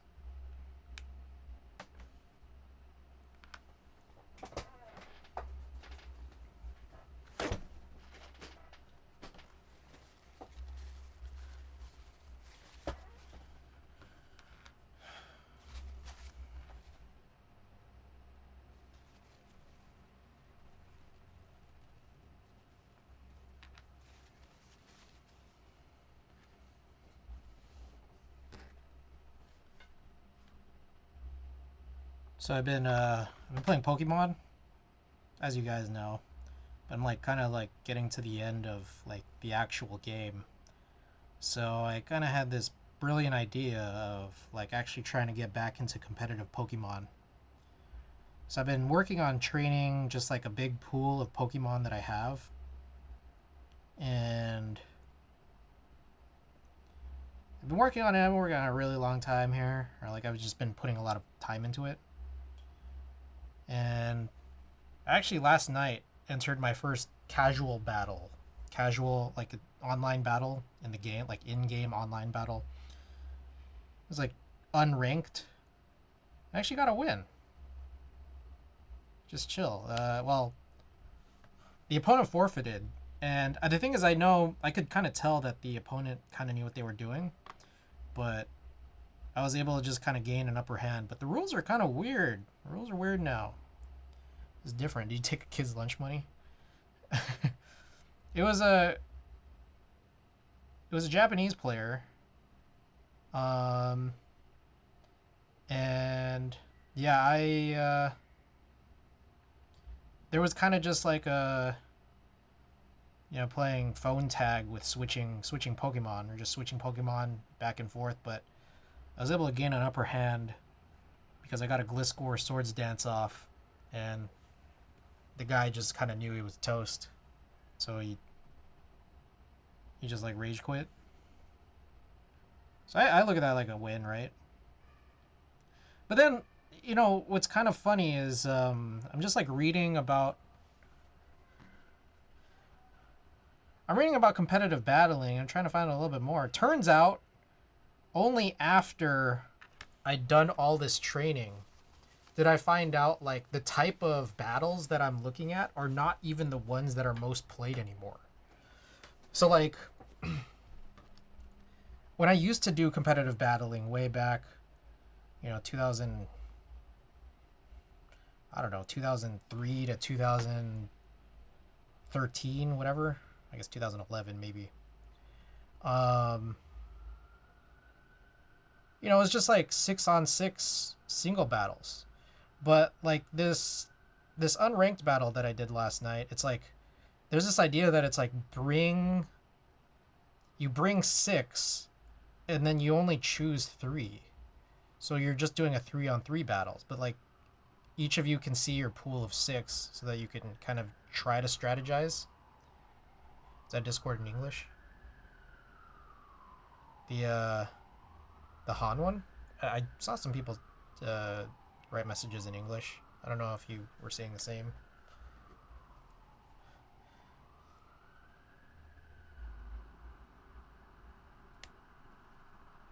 Hans, yeah.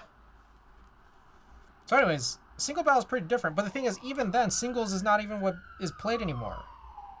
Like, the official competitive play, like sanctioned competitive play, and what I guess most people have become interested in since maybe like around the pandemic, is doubles. Double battles. Like, it's 2-on-2 out on the field. And then it's like bring 6, play 4. I'm like, this is weird.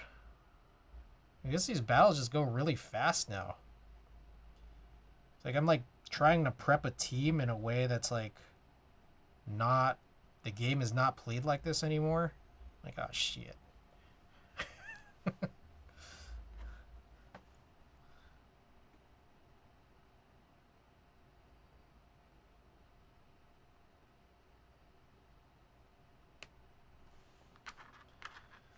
Alright. Stabilizes here. All seemingly done. So I think what I'll do right now is I'll pull out one of those Philco PCBs and then just start mounting these stabilizers to it, and then just put it away again right after.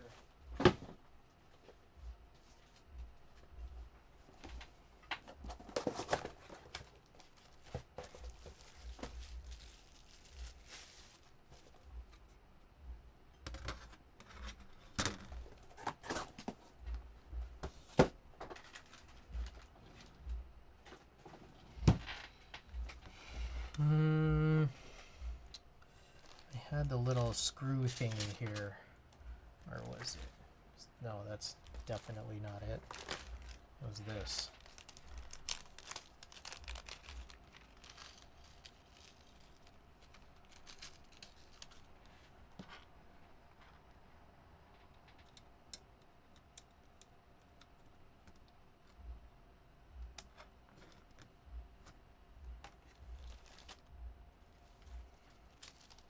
So I guess a funny thing here is I could do split back and split right shift, but that would kind of defeat the purpose at least a little bit of me using these Philcos to show off old key sets that don't have HHKB compatibility.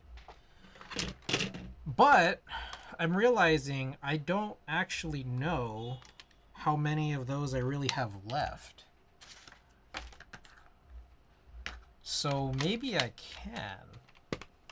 Or maybe not. I don't know. Whatever.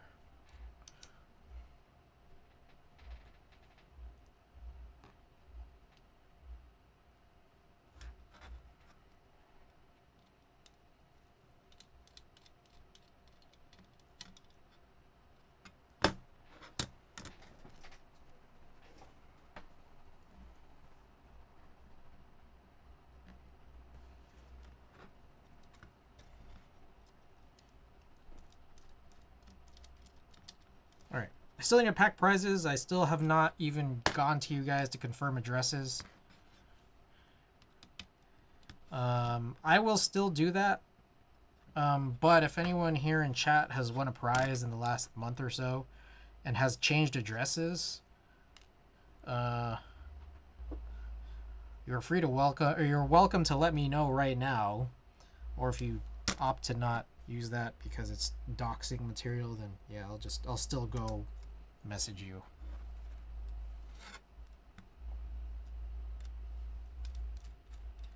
I should maybe hope to try to have a lot of this sorted out through the weekend, unless I totally blow it, you know, that's also a possibility.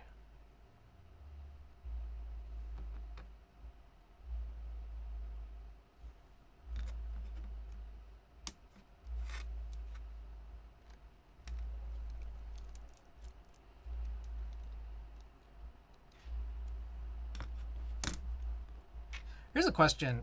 For TX stabilizers, these shims, are the shims the same for both 1.2 and 1.6? I have to assume so, but I realize I don't actually know the real answer to that.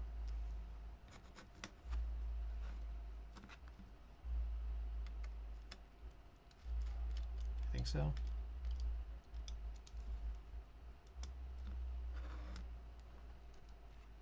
All right. I was just wondering. I had no idea.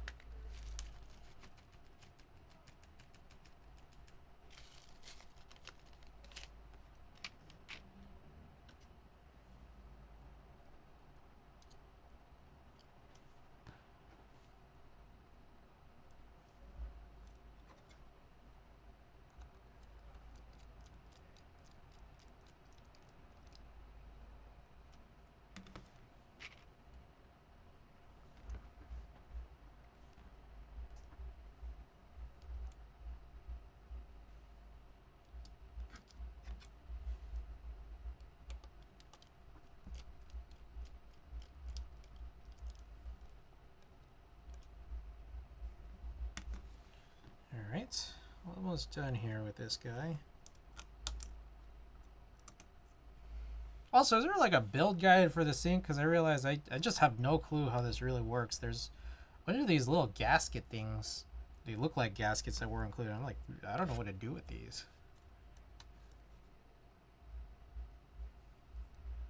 I'm hoping there's nothing real crazy about the build, and I could just like at least work to solder everything in with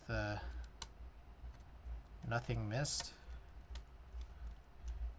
I'm hoping there isn't anything I need to do before I solder out of the ordinary.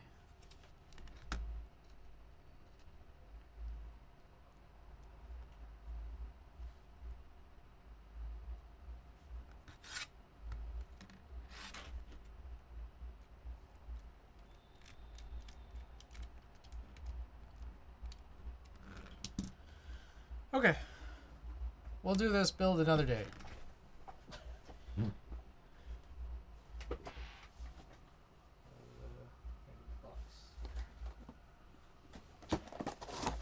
We'll just do the sink tonight.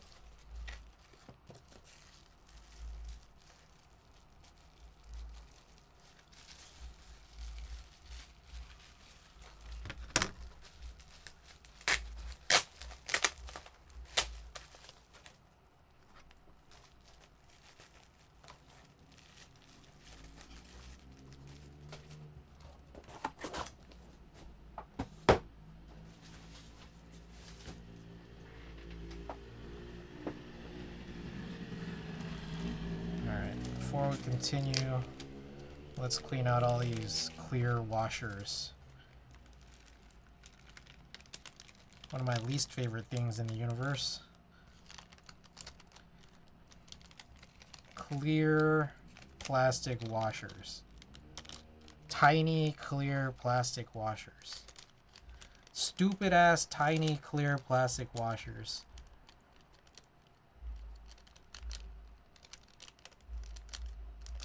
I'm getting BDZ everywhere.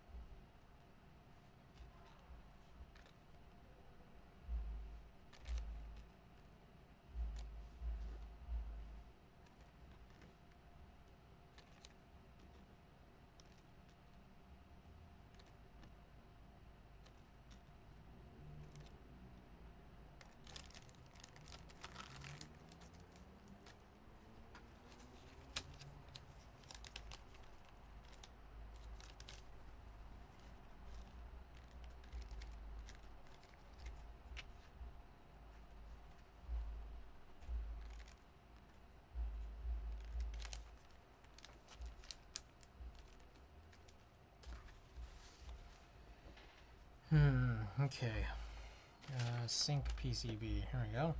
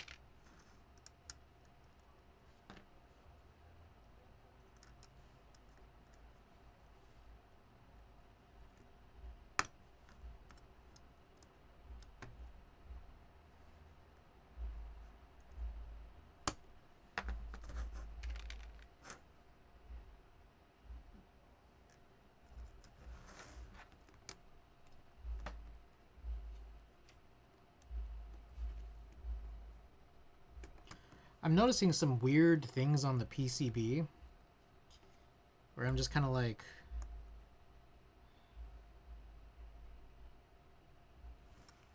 what is that?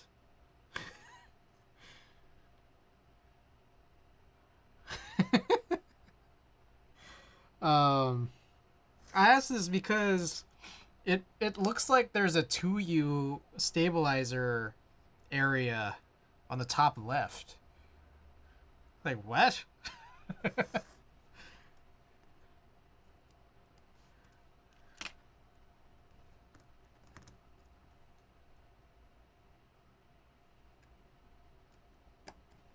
Hey, what is this PCB?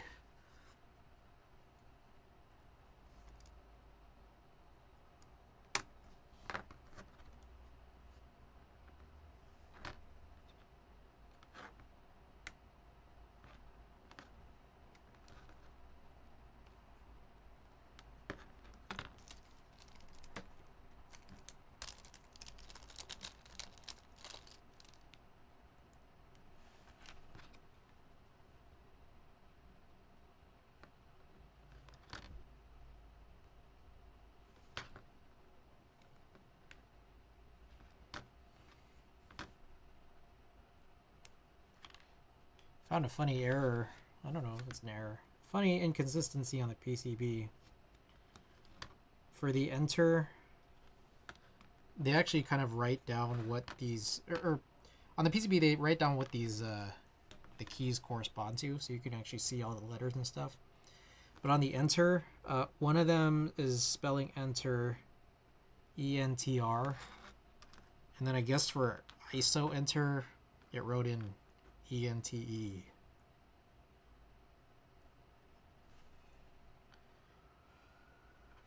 I don't know.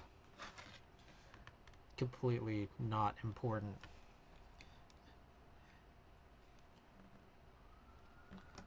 Just something I noticed.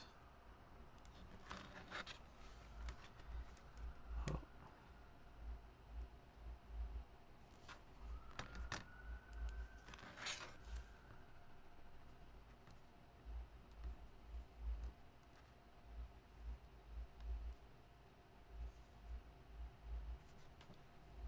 Okay. Should be good. Alright, so some thoughts here. I think I have a small number of ready switches left. I just need to remember what they are. I have some long poles, but I think I'm going to save that for the Trio 60. So let me know what you guys are thinking here. We got ultramarine housings with palm stems. We got JWIC black, and then we have JWK EV01R2. Someone shout one out, and then I'll just use it. I don't really care.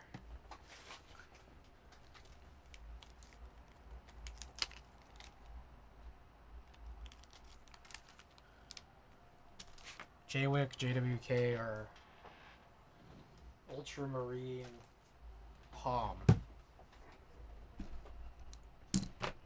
stem.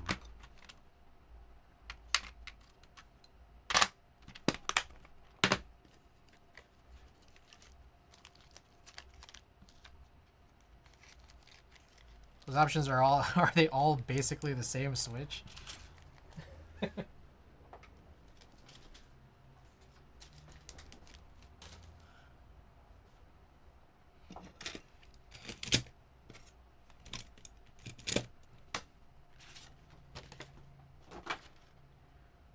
Tried MX2A orange? Not yet. I've been meaning to, but I don't know.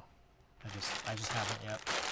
I'm guessing it's just black or red, but yeah, I haven't tried. But to me, they're just probably black or red because I spring swap. How do you lube them? How do I lube my switches? Okay, so the funny thing. So let's just talk about that real quick. The funny thing about MX2A that I've come to realize is I don't know how much tangible difference I'll ever get. I'm just going to choose JWIC black. Yeah, let's choose JWIC black.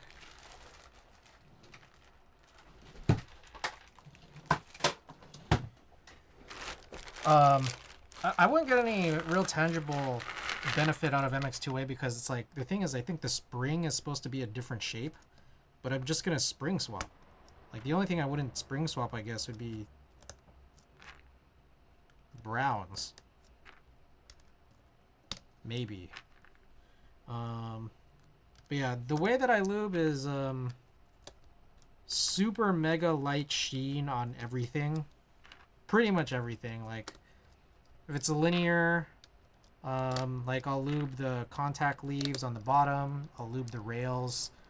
I'll even lube like the rim of the top housing. And then I lube basically every part of the stem, except for the actual cross mount at the top. And yeah, just everything super, super thin. Super, super thin layer. Like, you shouldn't see... You should just barely see, like, some glistening on it. Not anything thick. If you see anything too thick... If you see any white, it's bad. Just lube on the springs. Yeah, I actually... And for everything. 205 grade 0. The,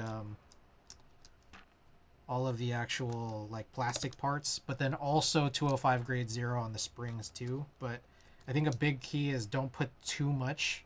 This is what I've learned recently. Don't put too much on the spring, just because if you put too much, some of it might catch on the stem pole, and if it does, then you're in trouble, because it could end up causing some really bad sounds when that stem hole... Jesus. Some of these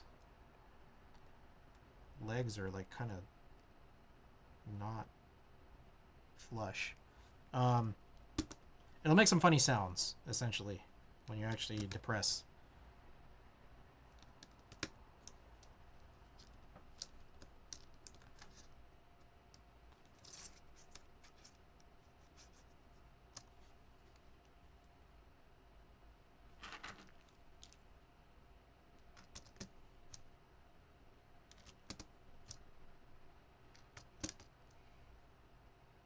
But yeah, brush lube everything, including the spring. How do you lube your switches or your MX2As?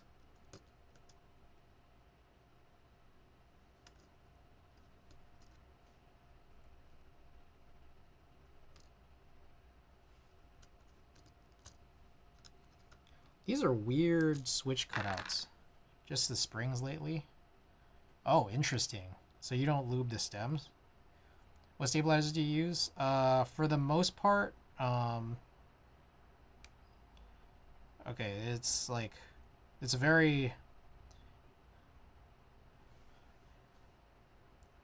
floating answer, for stabilizers. I got a bunch of Owlab V2, from Divinity because they're so cheap there, and they're not bad. They're actually like pretty good. There's that. TX Rev 3, but at some point I'm gonna run out. And then if a kit just includes some kind of stabilizer, I'll use those.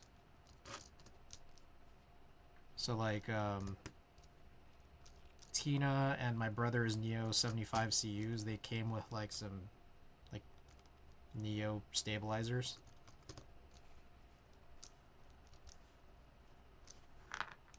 If it is smooth, I see. I always just like, even if something comes factory lubed, I'll kind of just still like redistribute the lube. Cherry clip-ins. Yeah, I mean, cherry clip-ins are chill. I think a lot of people like them just because they're so cheap. I just haven't really gotten to a point where I'm using them, because I'm not like, I kind of feel like I would only use them as a last resort.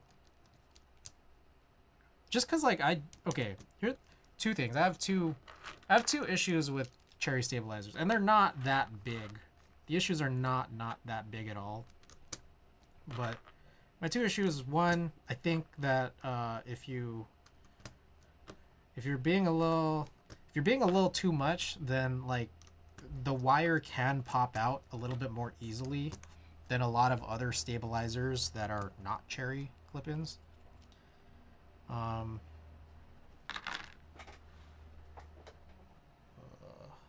is the tweezer? Oh, here. Like, I noticed that a lot when I was first in the hobby, is that like you jostle around too much, it could like I had some issues early on in the hobby where like I noticed it can pop out pretty easily.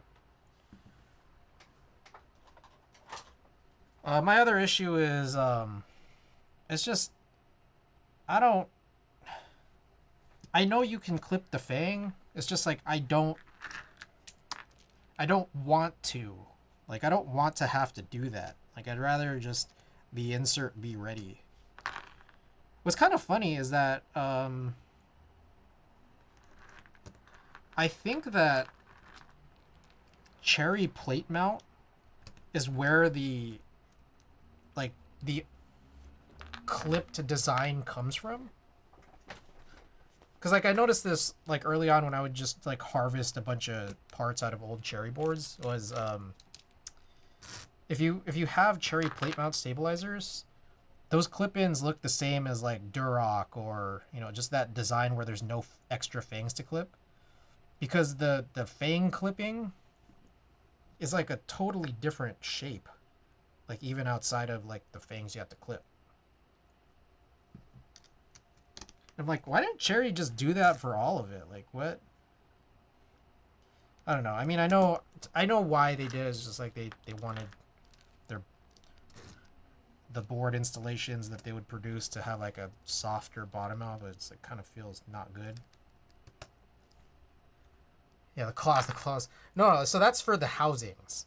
For the housings, the claws are like this instead of like this. It's like a C instead of a U. So that's for the housings, but the actual inserts, are different looking. And really just for cherry clip-ins, PCB mount clip-ins, yeah, they, I feel like they dropped the ball on that.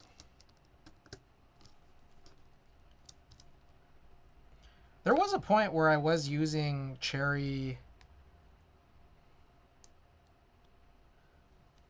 I guess it would be cherry PCB mount with cherry plate mount inserts. There was a point where I was doing that because it did just kind of make it nicer.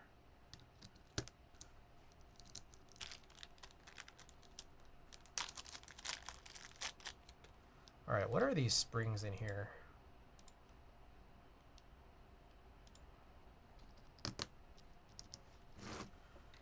J-Wick Black.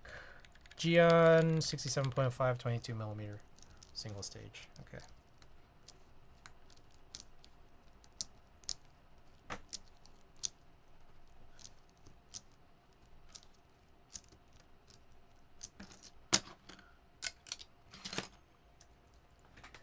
What about if I use TXAP wires and use the stems? Yeah, I wonder. I don't know the answer to that question. Like the inserts. Yeah. What if you do that? I don't know. Yeah. Why not? Try it. Let us know how it is.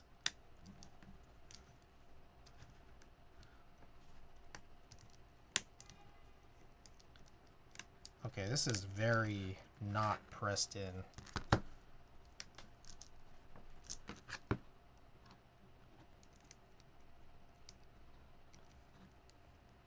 Why is that?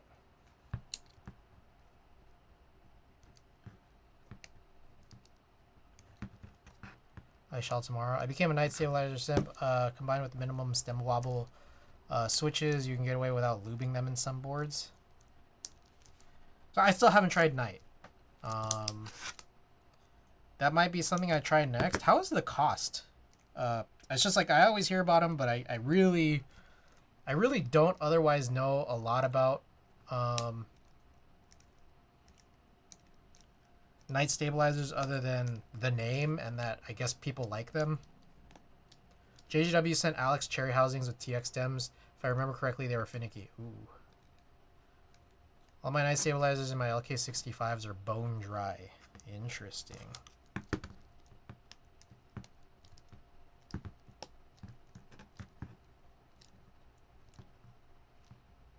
There's also those Type Plus stabilizers that have a coast. Oh, that's right. I have those. There was a set, I think, that came with the Lily, and I was just too scared to use them. I was like, I don't know what's going on here. $15. All right. Feel free to drop eagle eyes in chat if you got them. Just gonna check for any bent pins. I noticed some before I was pressing them in, so there's a chance. But, oh, I see one.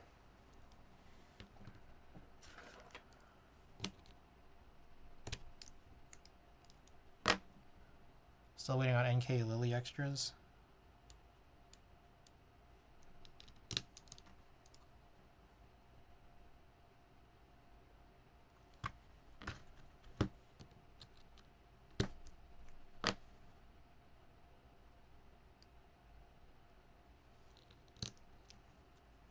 So you'll say spacebar is study on V2 and earlier. V3 is supposed to fix that. I can tell, honestly. Can or can't?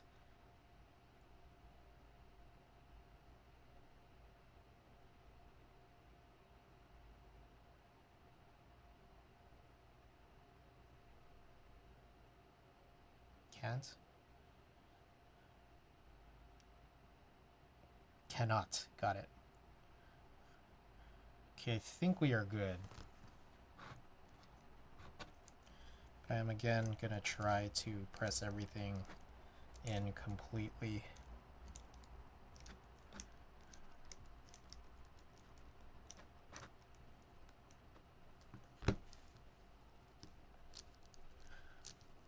Kind of a fan of no wide cutouts here, but otherwise still just confused why this PCB has a 2U slot on the top left in addition to the top right. It's kind of weird. I'm supposed to do more spring swaps. I have a bunch of switches that need spring swaps. And I don't know. I've just been procrastinating. Well, I do know. I've been procrastinating super hard because I just keep playing Pokemon, you know? Southpaw backspace? Is that a thing? Is that a real thing? That's just super weird. I've never even heard of that. It's crazy.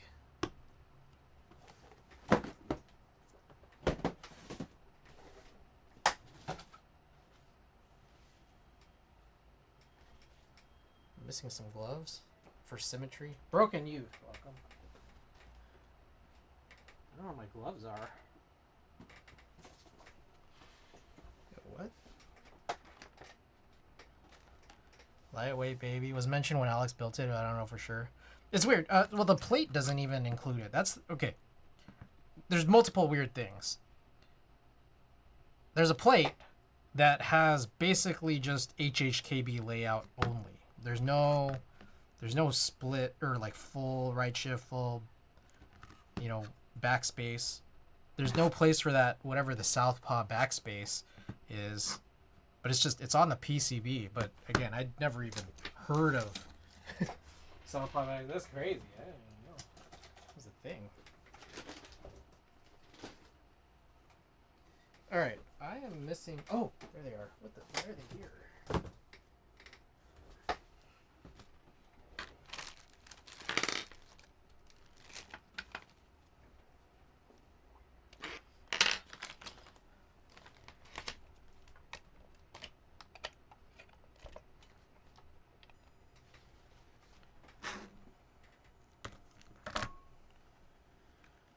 Frank the Third, by the way, welcome. Let's see again.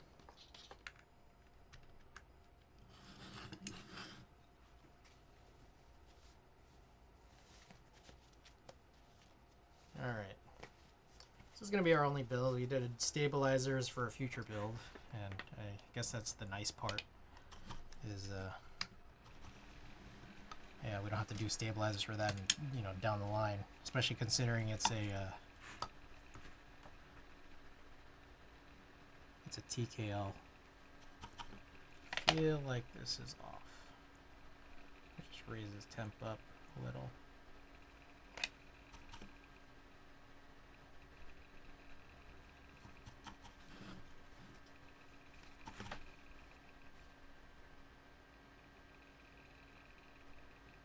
Alright, so for any of you guys who know anything about the Cinque 55, Couple questions. How do you mount it? That's number one. Number two, should I use this case foam? And number three, given that my case is in champagne gold, what key set should I use?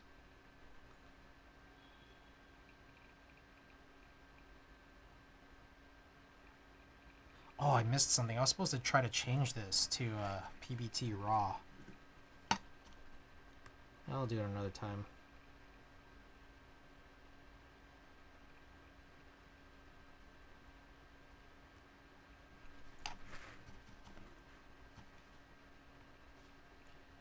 Or I could do it on stream here after. It's just a key set swap.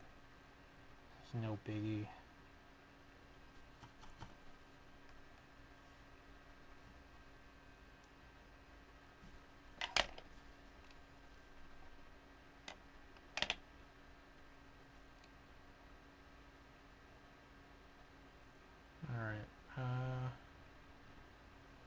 It's gone a little awry.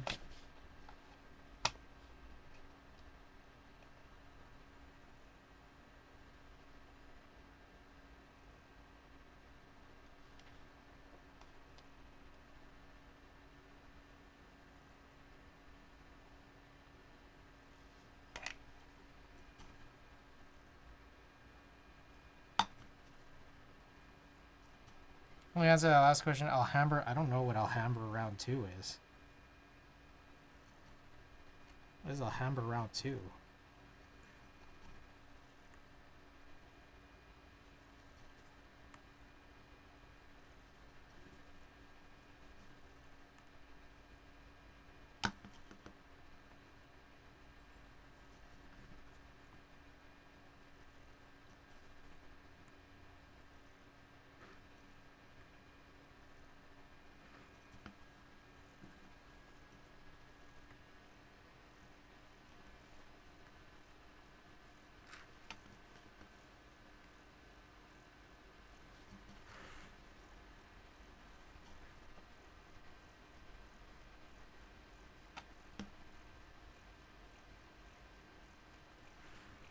Is he R1? No, I don't know what this is. What key set is this?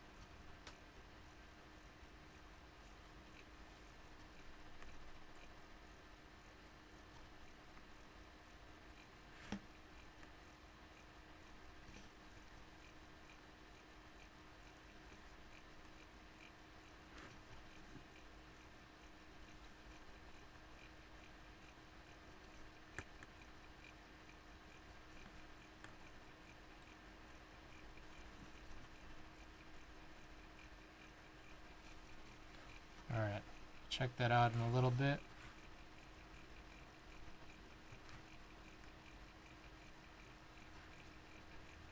Actually, wrong link. Okay.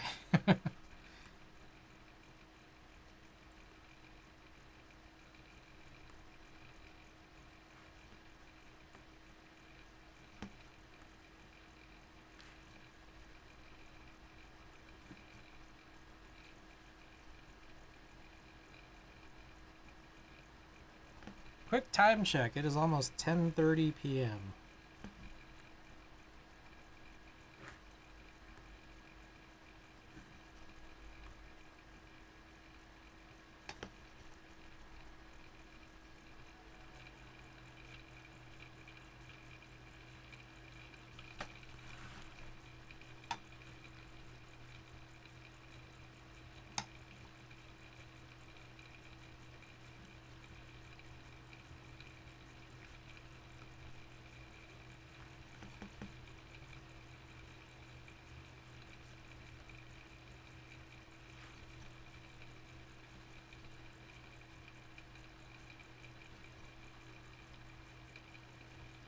Damn, that's like real spicy. This area right here near the USB-C connector, that's spicy.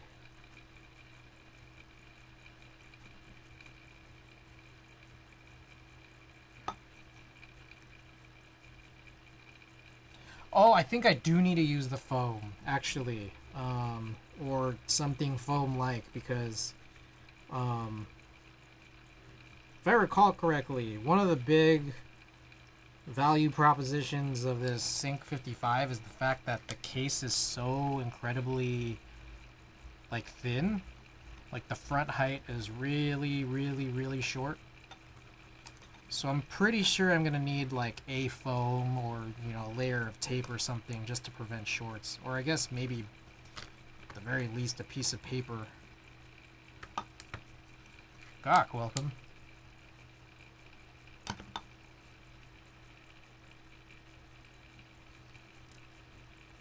Hey, Gawk, just curious. Out of curiosity, off the top of your head, do you know what the weight of a fully built Gawk lily is?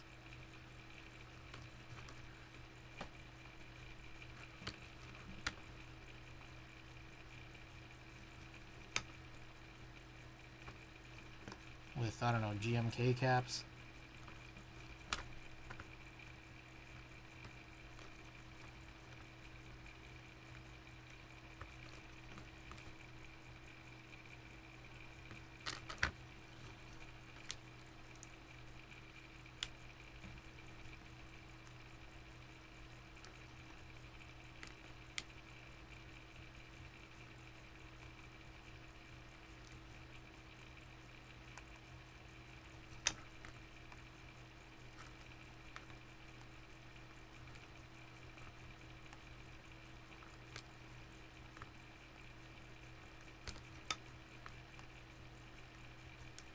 How about the airspeed of an unladen swallow?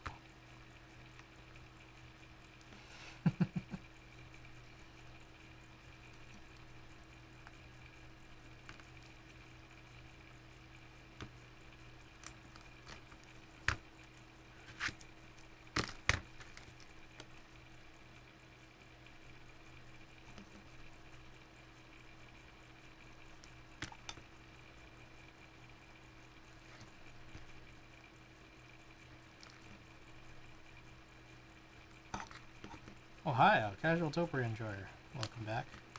We did do some EC content earlier, which you missed. Just a little bit. It's continuations of some of the last streams. We did, we're doing some finishing touches on Hooters Cloud9, which just needed a couple of little spring swaps, and then we did end up adding those stabilizer gaskets to the SR1, and it did actually make a pretty big difference.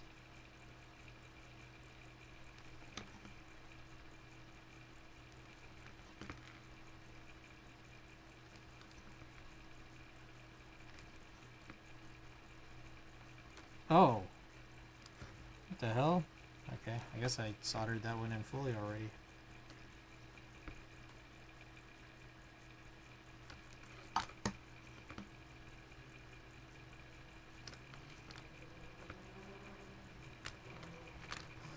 For anyone who didn't hear it earlier, I did end up buying the Keycult 160. Anno silver top and bottom, and the stainless steel mid-piece. Let me also check the side real quick. Does everything look good? Seems like it.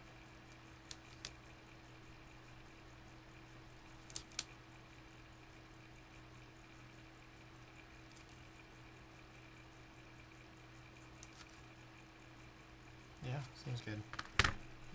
Yeah, I've been debating since it dropped. Actually, probably even since before it dropped. I was for a long time thinking I would get a full aluminum unit.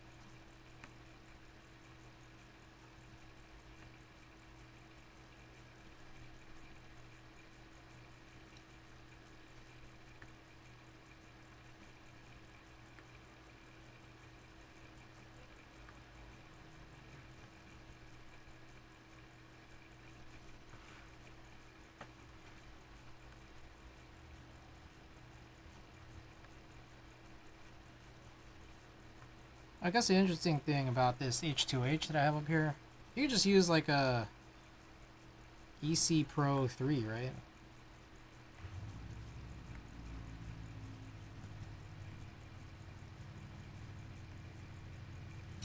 I wonder how critical it is for that daughter board shape. Or if you could just use the really tiny one that SIP made.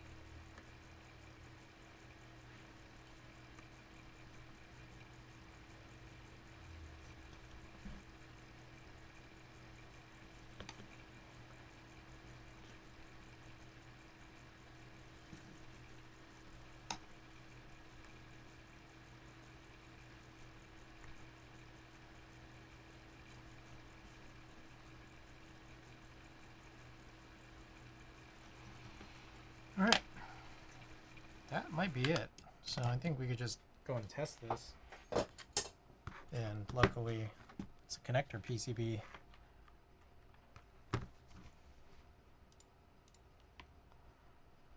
Where is it? Yeah.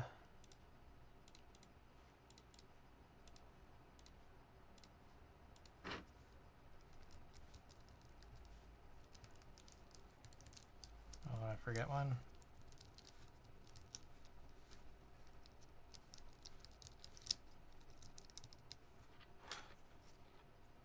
Yep, I did.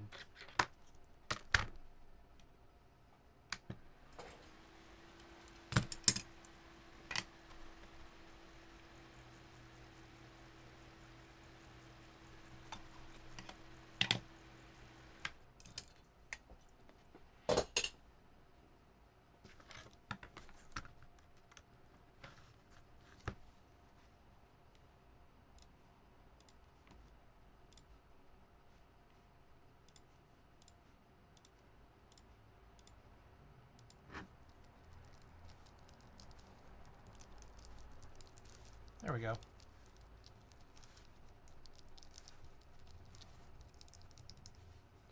Okay, sweet.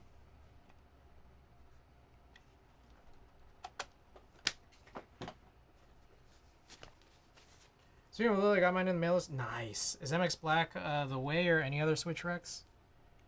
I don't know. I don't have a good answer.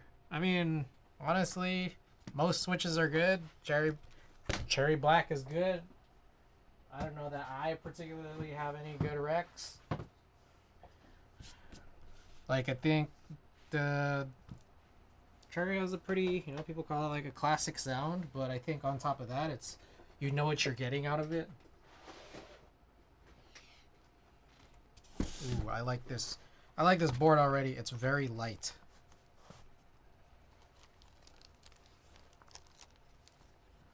Wow, this board is super light. Holy smokes. This is nice. Okay, there are some things here. I don't know what these are. Let's try to search Kibu. Kibu gasket? Oh shit, it's not plugged in. Or maybe they're force brake pads? I don't know.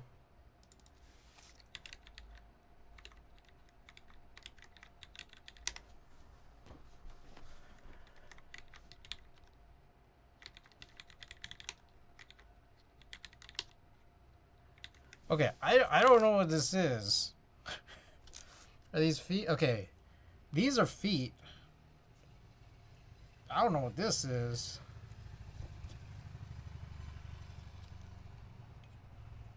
No explanation there.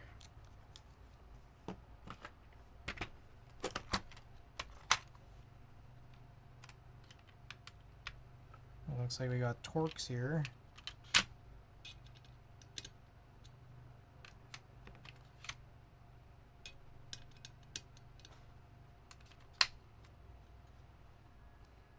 Never had plateless. Oh, okay. I mean, that's the thing is like, it's good to, I think it would be good to experiment because maybe there might be a different result that you would like in a plateless build.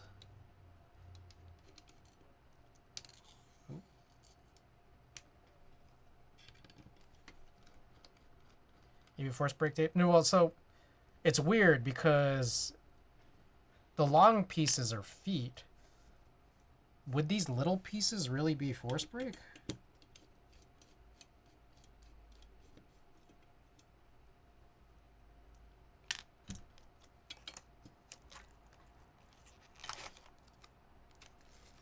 Oh, there's a rear piece that has stainless steel. Okay.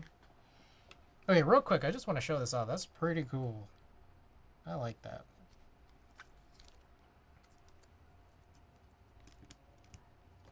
I do think I need this case foam.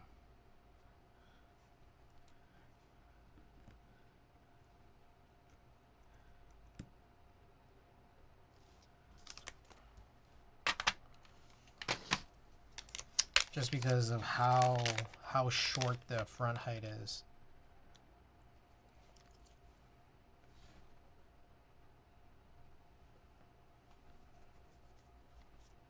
I don't know what this is. I guess I need to watch the VOD, the Alex Soto's VOD.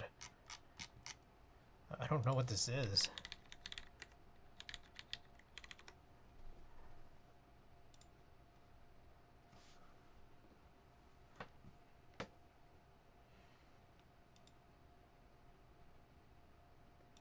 Okay, that's a pretty different design at the bottom. I think it's probably because I just have a different bottom.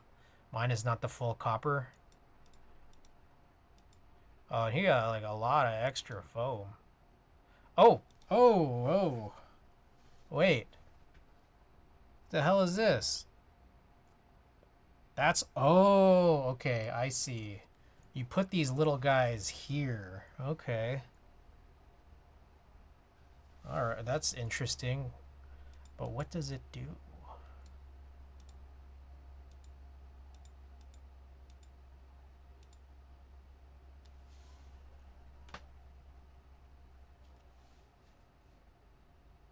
I see. I guess they just kind of serve as little gaskets. Let's see what he says.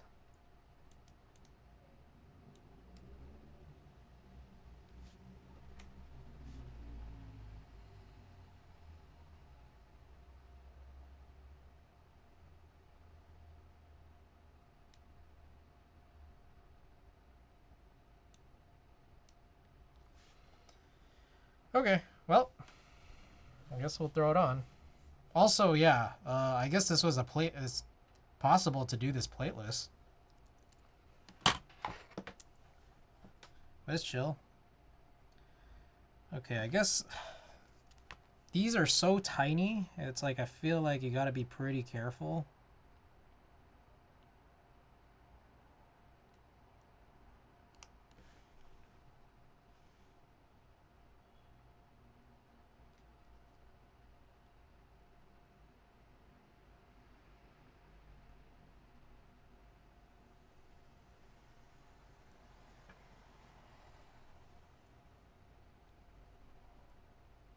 Oh.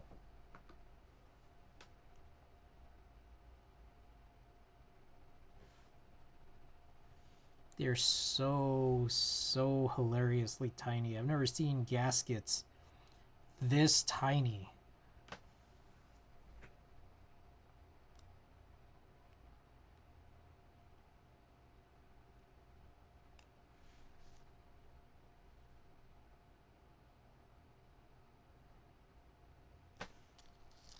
You guys see this shit? Unbelievable.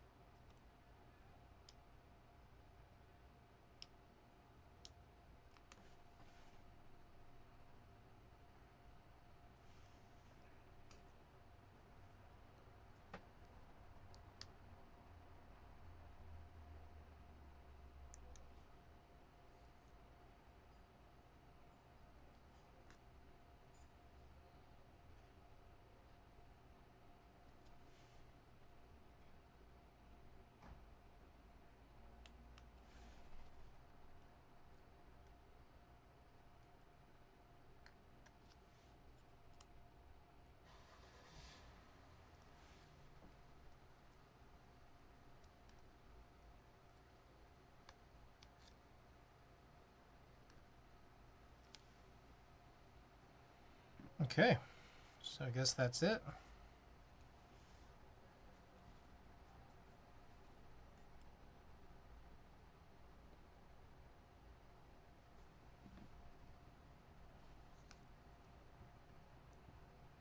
Wow, that is pretty crazy. Oh.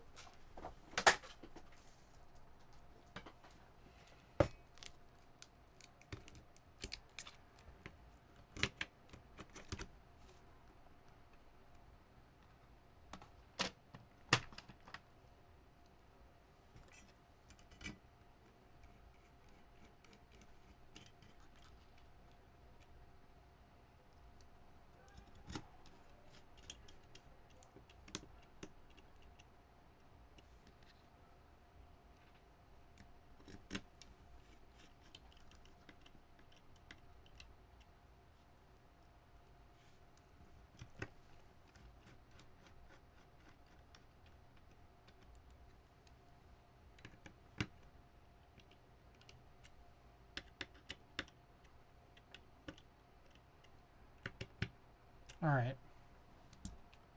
So that's it, really. I just put the feet on, I guess.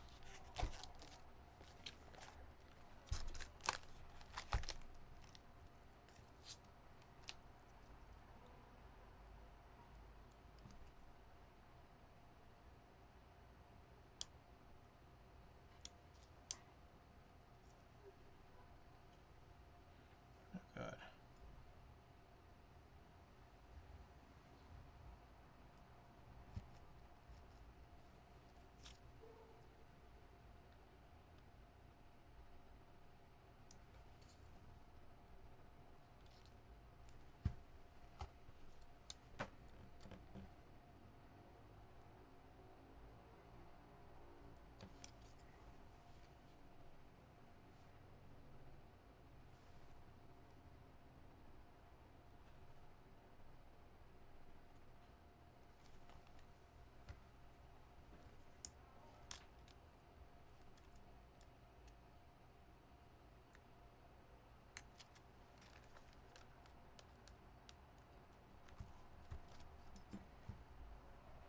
Okay, just pull this off, flip this over, pull this off. All right, I'm baked. I love the music. It's good. This is Ryan Celsius on YouTube. Okay, I feel like, I don't know, Sandstorm? I have Sandstorm in here somewhere.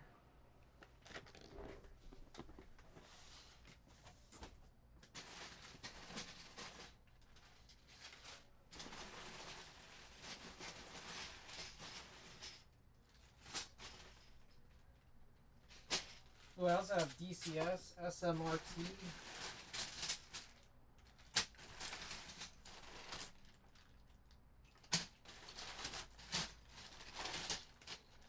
Oh, here's PBT Raw, in case we want to change that on the top.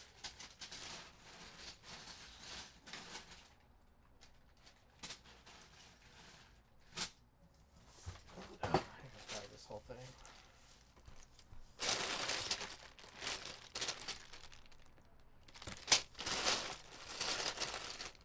I think that's Sandstorm.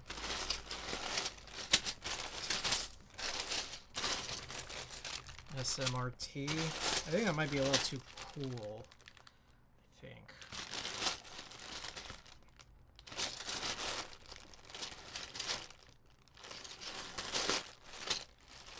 Dual shot? I don't know if dual shot. I'm trying to find a home for dual shot, and I guess I'm just not certain.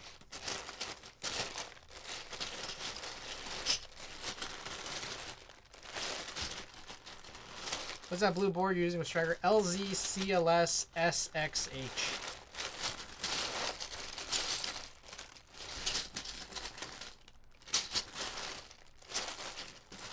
This is red honey.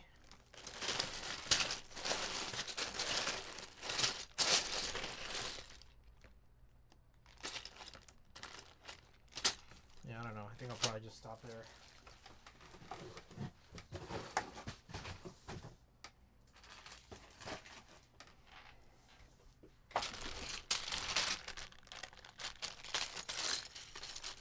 Could this look good?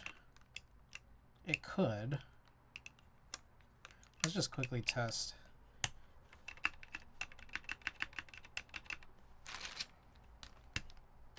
That's nice. Love the color match / pairing striker. I was thinking of changing it to this. This is Cherry PBT Raw from Novelties.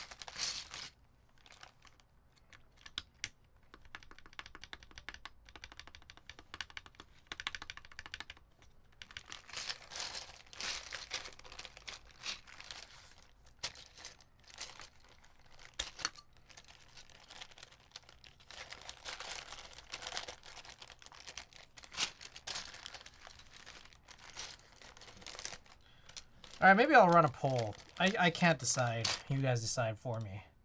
And if it ties, well, fuck y'all. Which key set for Cinque 55 champagne?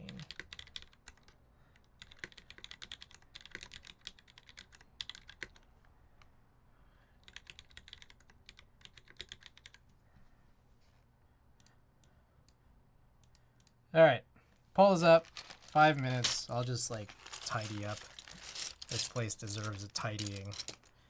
I guess I could open up Lightroom in the meantime.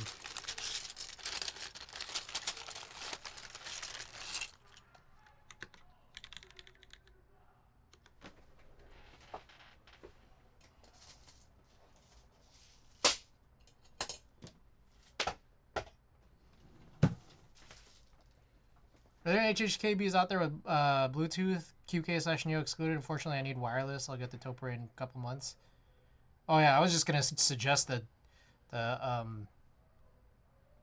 HHKB, the Topre HHKB. But other than that, yeah, I can only think of really QK and Neo.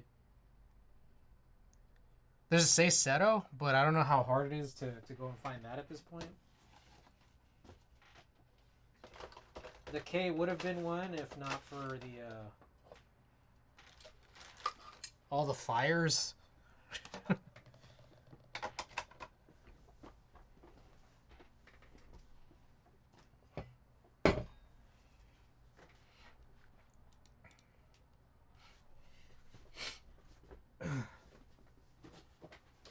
Alright, I think I'm realizing here.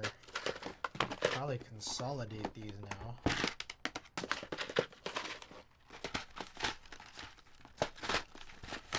Oh yeah.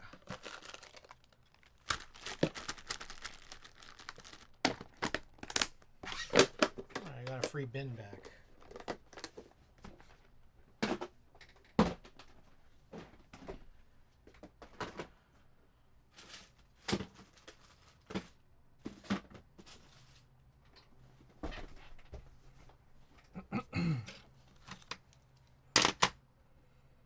Get your votes in.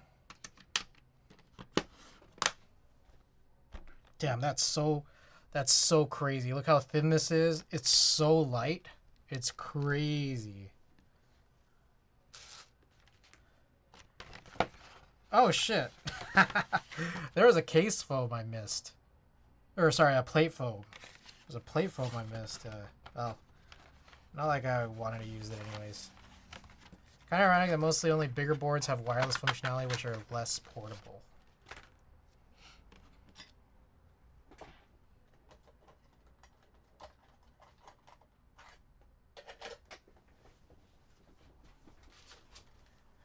Where's Unikeys based out of? Anyone know? I'm not sure.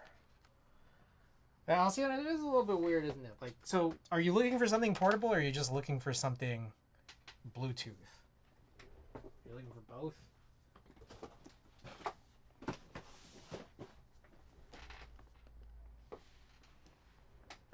I think China.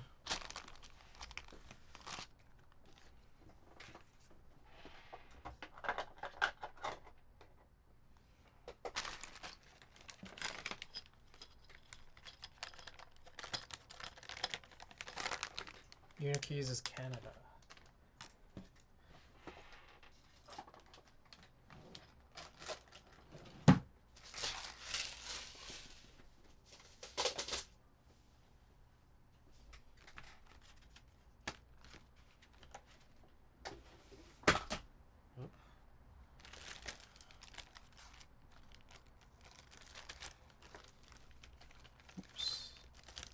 2 LX16 HHKB would like to diversify more.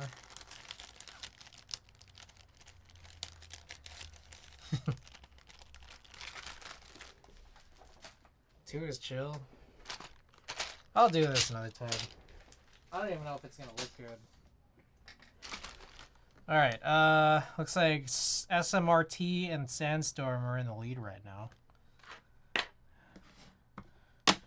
Feel free to get your votes in. What happened to my... Oh, I put this back in here, huh?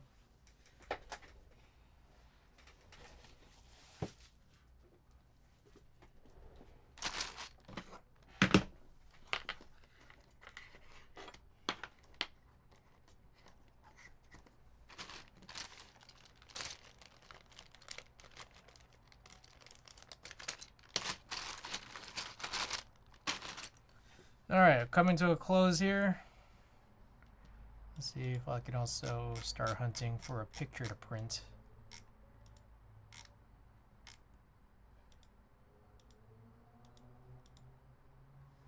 Okay, DCS SMRT has won.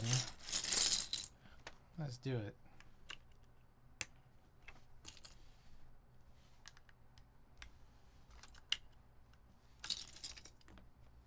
So we have a 6U out here, just in case.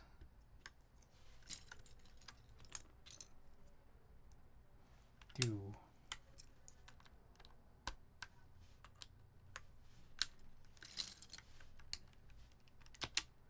They're a Canadian company, but they have Chinese warehouses for a good amount of their stock, as I understand. I see. Last thing, that's 3 things I ordered shipped from China with a Unitrack or something like that. M0110 Tri-Mode is proprietary software, so that's a no. So I'll have to get a Keychron Q60. Wait, there's a Q60 Max now?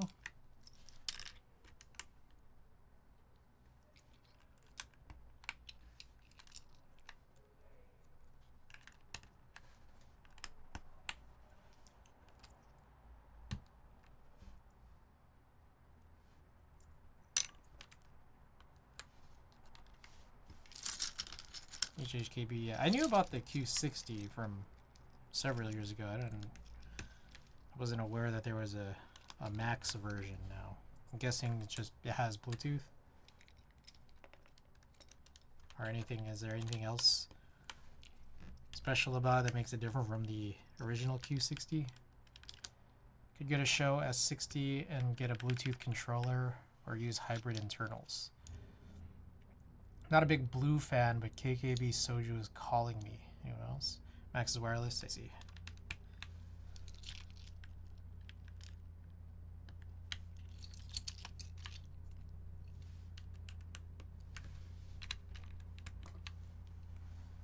I was starting to look for some photos.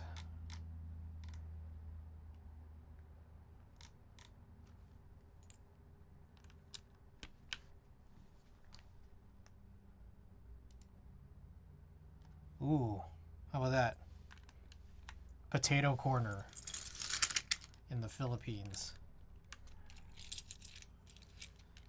Pretty crazy colors. I might need to make some adjustments.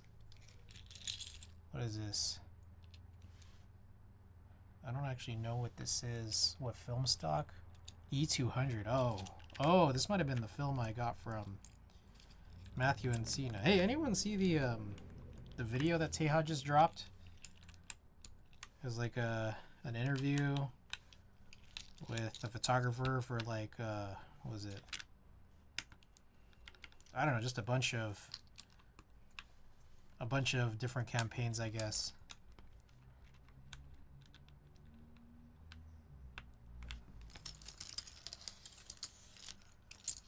Oh. I already have two blue sets, but Soju looks nice. I guess I can't say same for not being a blue fan, but yeah, I could live off potato. Man, potato corn is so freaking good. It's unbelievable. Oh shit. I have a bunch of stupid like I put out like every option of win key. I made them not match. Potato anything and I am in. Alright, I guess we're doing this potato corner shot then. We'll probably try to adjust some colors. We really have one window. Okay, there's two. There's two, but do I like it? It's interesting. It's like not exactly in the center, and I don't know if I like that or not. Let me check.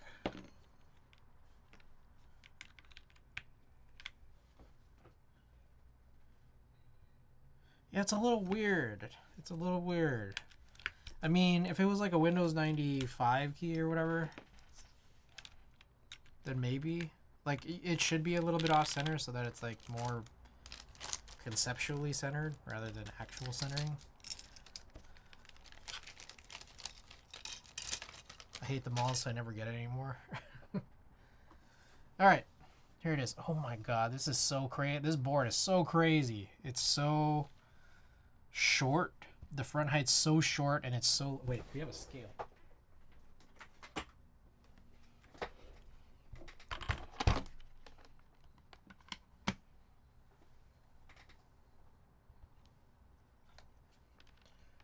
2 pounds, 3 ounces. Well, I guess it's not the lightest a keyboard has ever been. I mean, there's like, you know, those thin-ass Apple keyboards, but this is pretty light. Like, this is pretty light. Especially for what it is. This is a light board.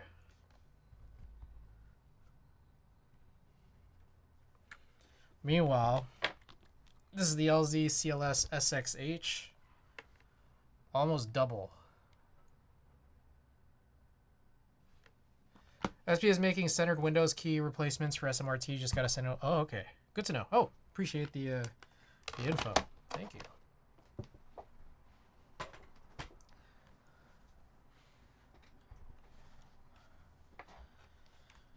All right.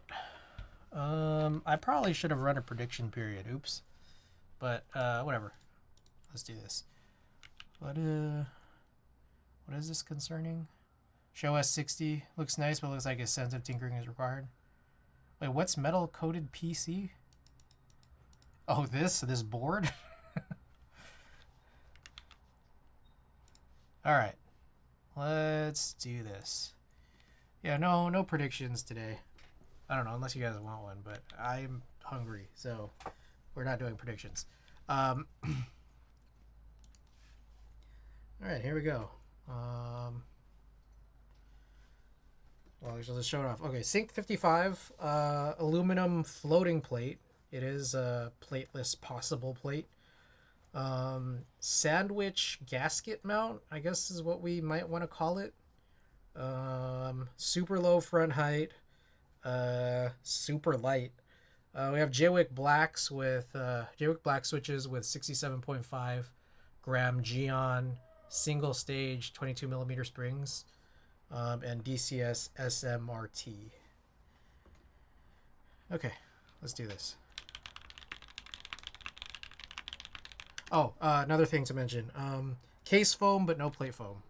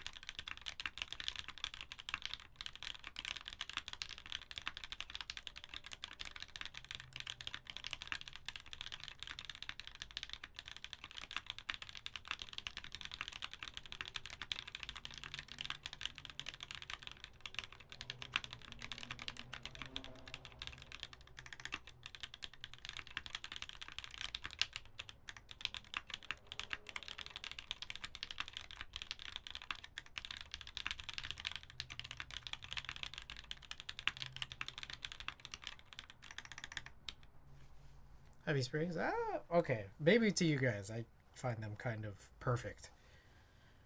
What do you guys think? I actually kind of like this.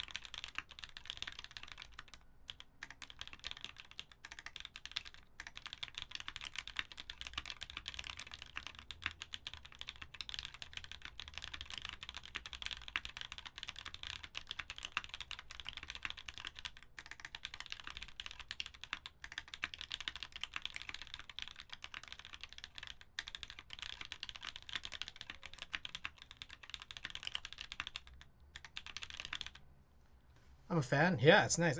You know, I'm surprised because of uh like the case foam. Like I think the case foam is necessary just to prevent shorting, but I'm surprised in how it like just kind of works with the board, the sound, and everything.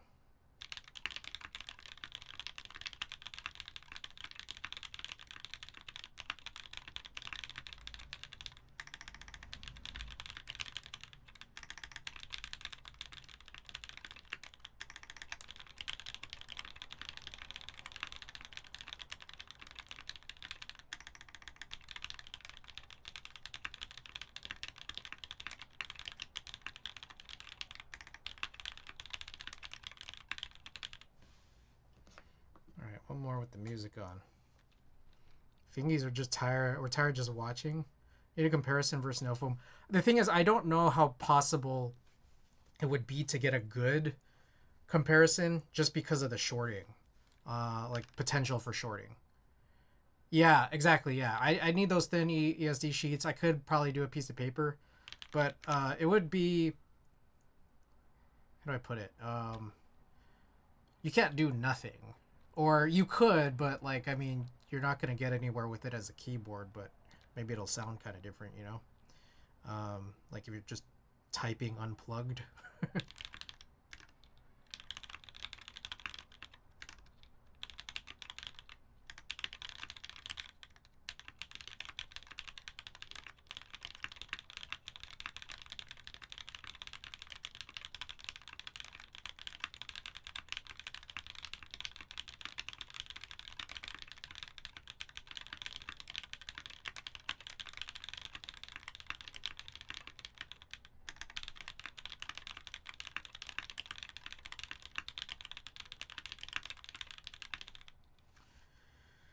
Okay. Yeah. Cool board. This is up there. I actually really like this. So glad I bought this. Very glad. Okay. Time for this. Let's oh, maybe not that. Oh. Hold on 1 second. See with switch pads on underside of PCB on sockets. Yeah, I guess you could do that. 10U build? Nah, I'm good. I feel like 10U gets me nowhere. 10U would get absolutely nowhere. Oh, what just happened? Here we go. Control N.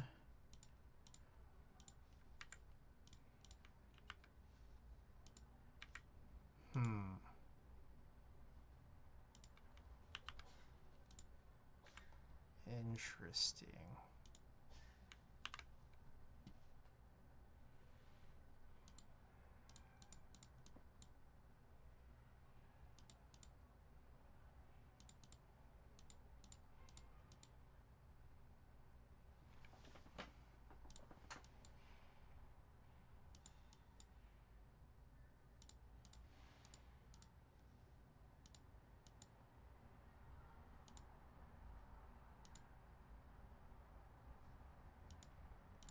Let's reset this. This is so crazy thing. It's just so dense.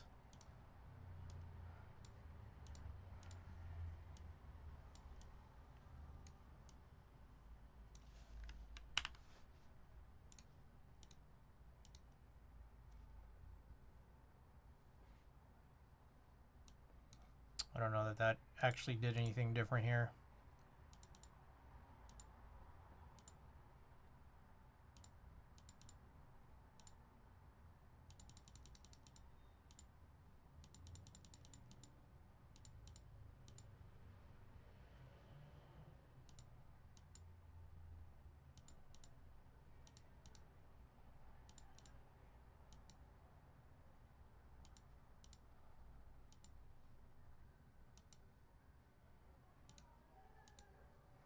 Trying to decide what I like the best.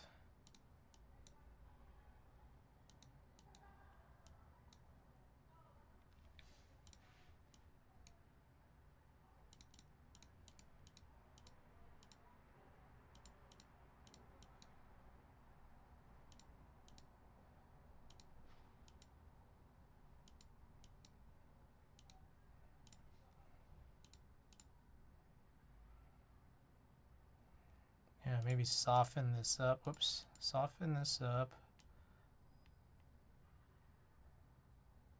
Maybe just still pull the contrast down even further. Ooh.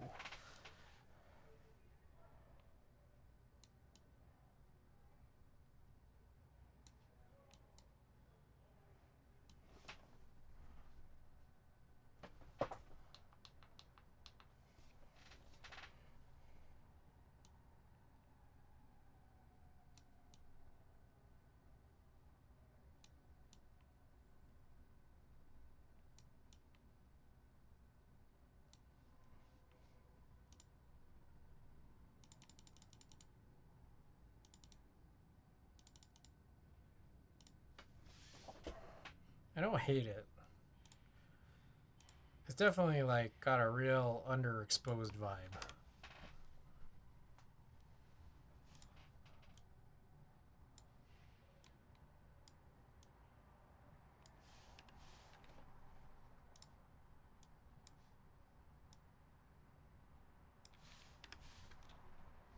All right, let's do this.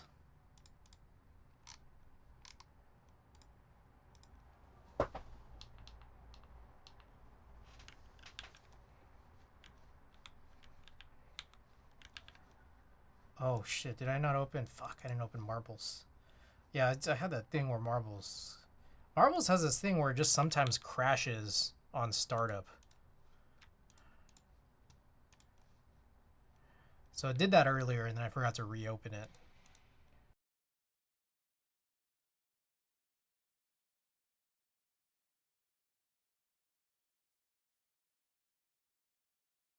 Let's choose who we raid. Corin, let us know which sticker you'd like.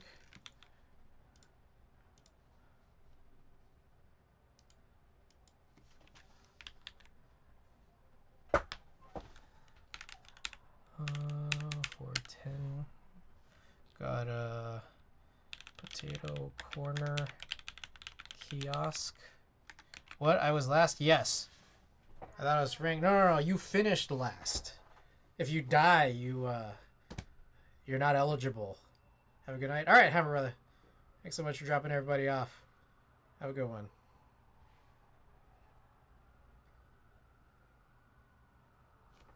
Forgot I have a Shinchan Dodgers one or not. Let me see if I could answer that for you.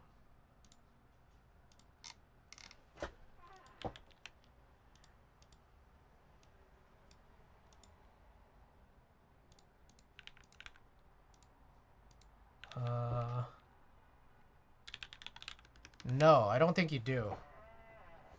Those doyers. Help me out. Well, we can't raid Hammer Brother anymore because he raided me. You know, I could suggest CuteBot. CuteBot's always like a pretty solid choice, but at the same time, you could pretty much just choose Gundam Kid. Alrighty. Hey. Oh, Clever is doing a key call? What the? Wait, what's Clever?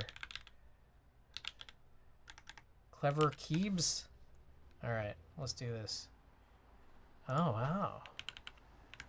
Alrighty, let's do this. Oop. I'm not already following. Alright, I was going to suggest Iron Mouse. Alright, here's all the commands. Wadogaki, merch, buy my merch.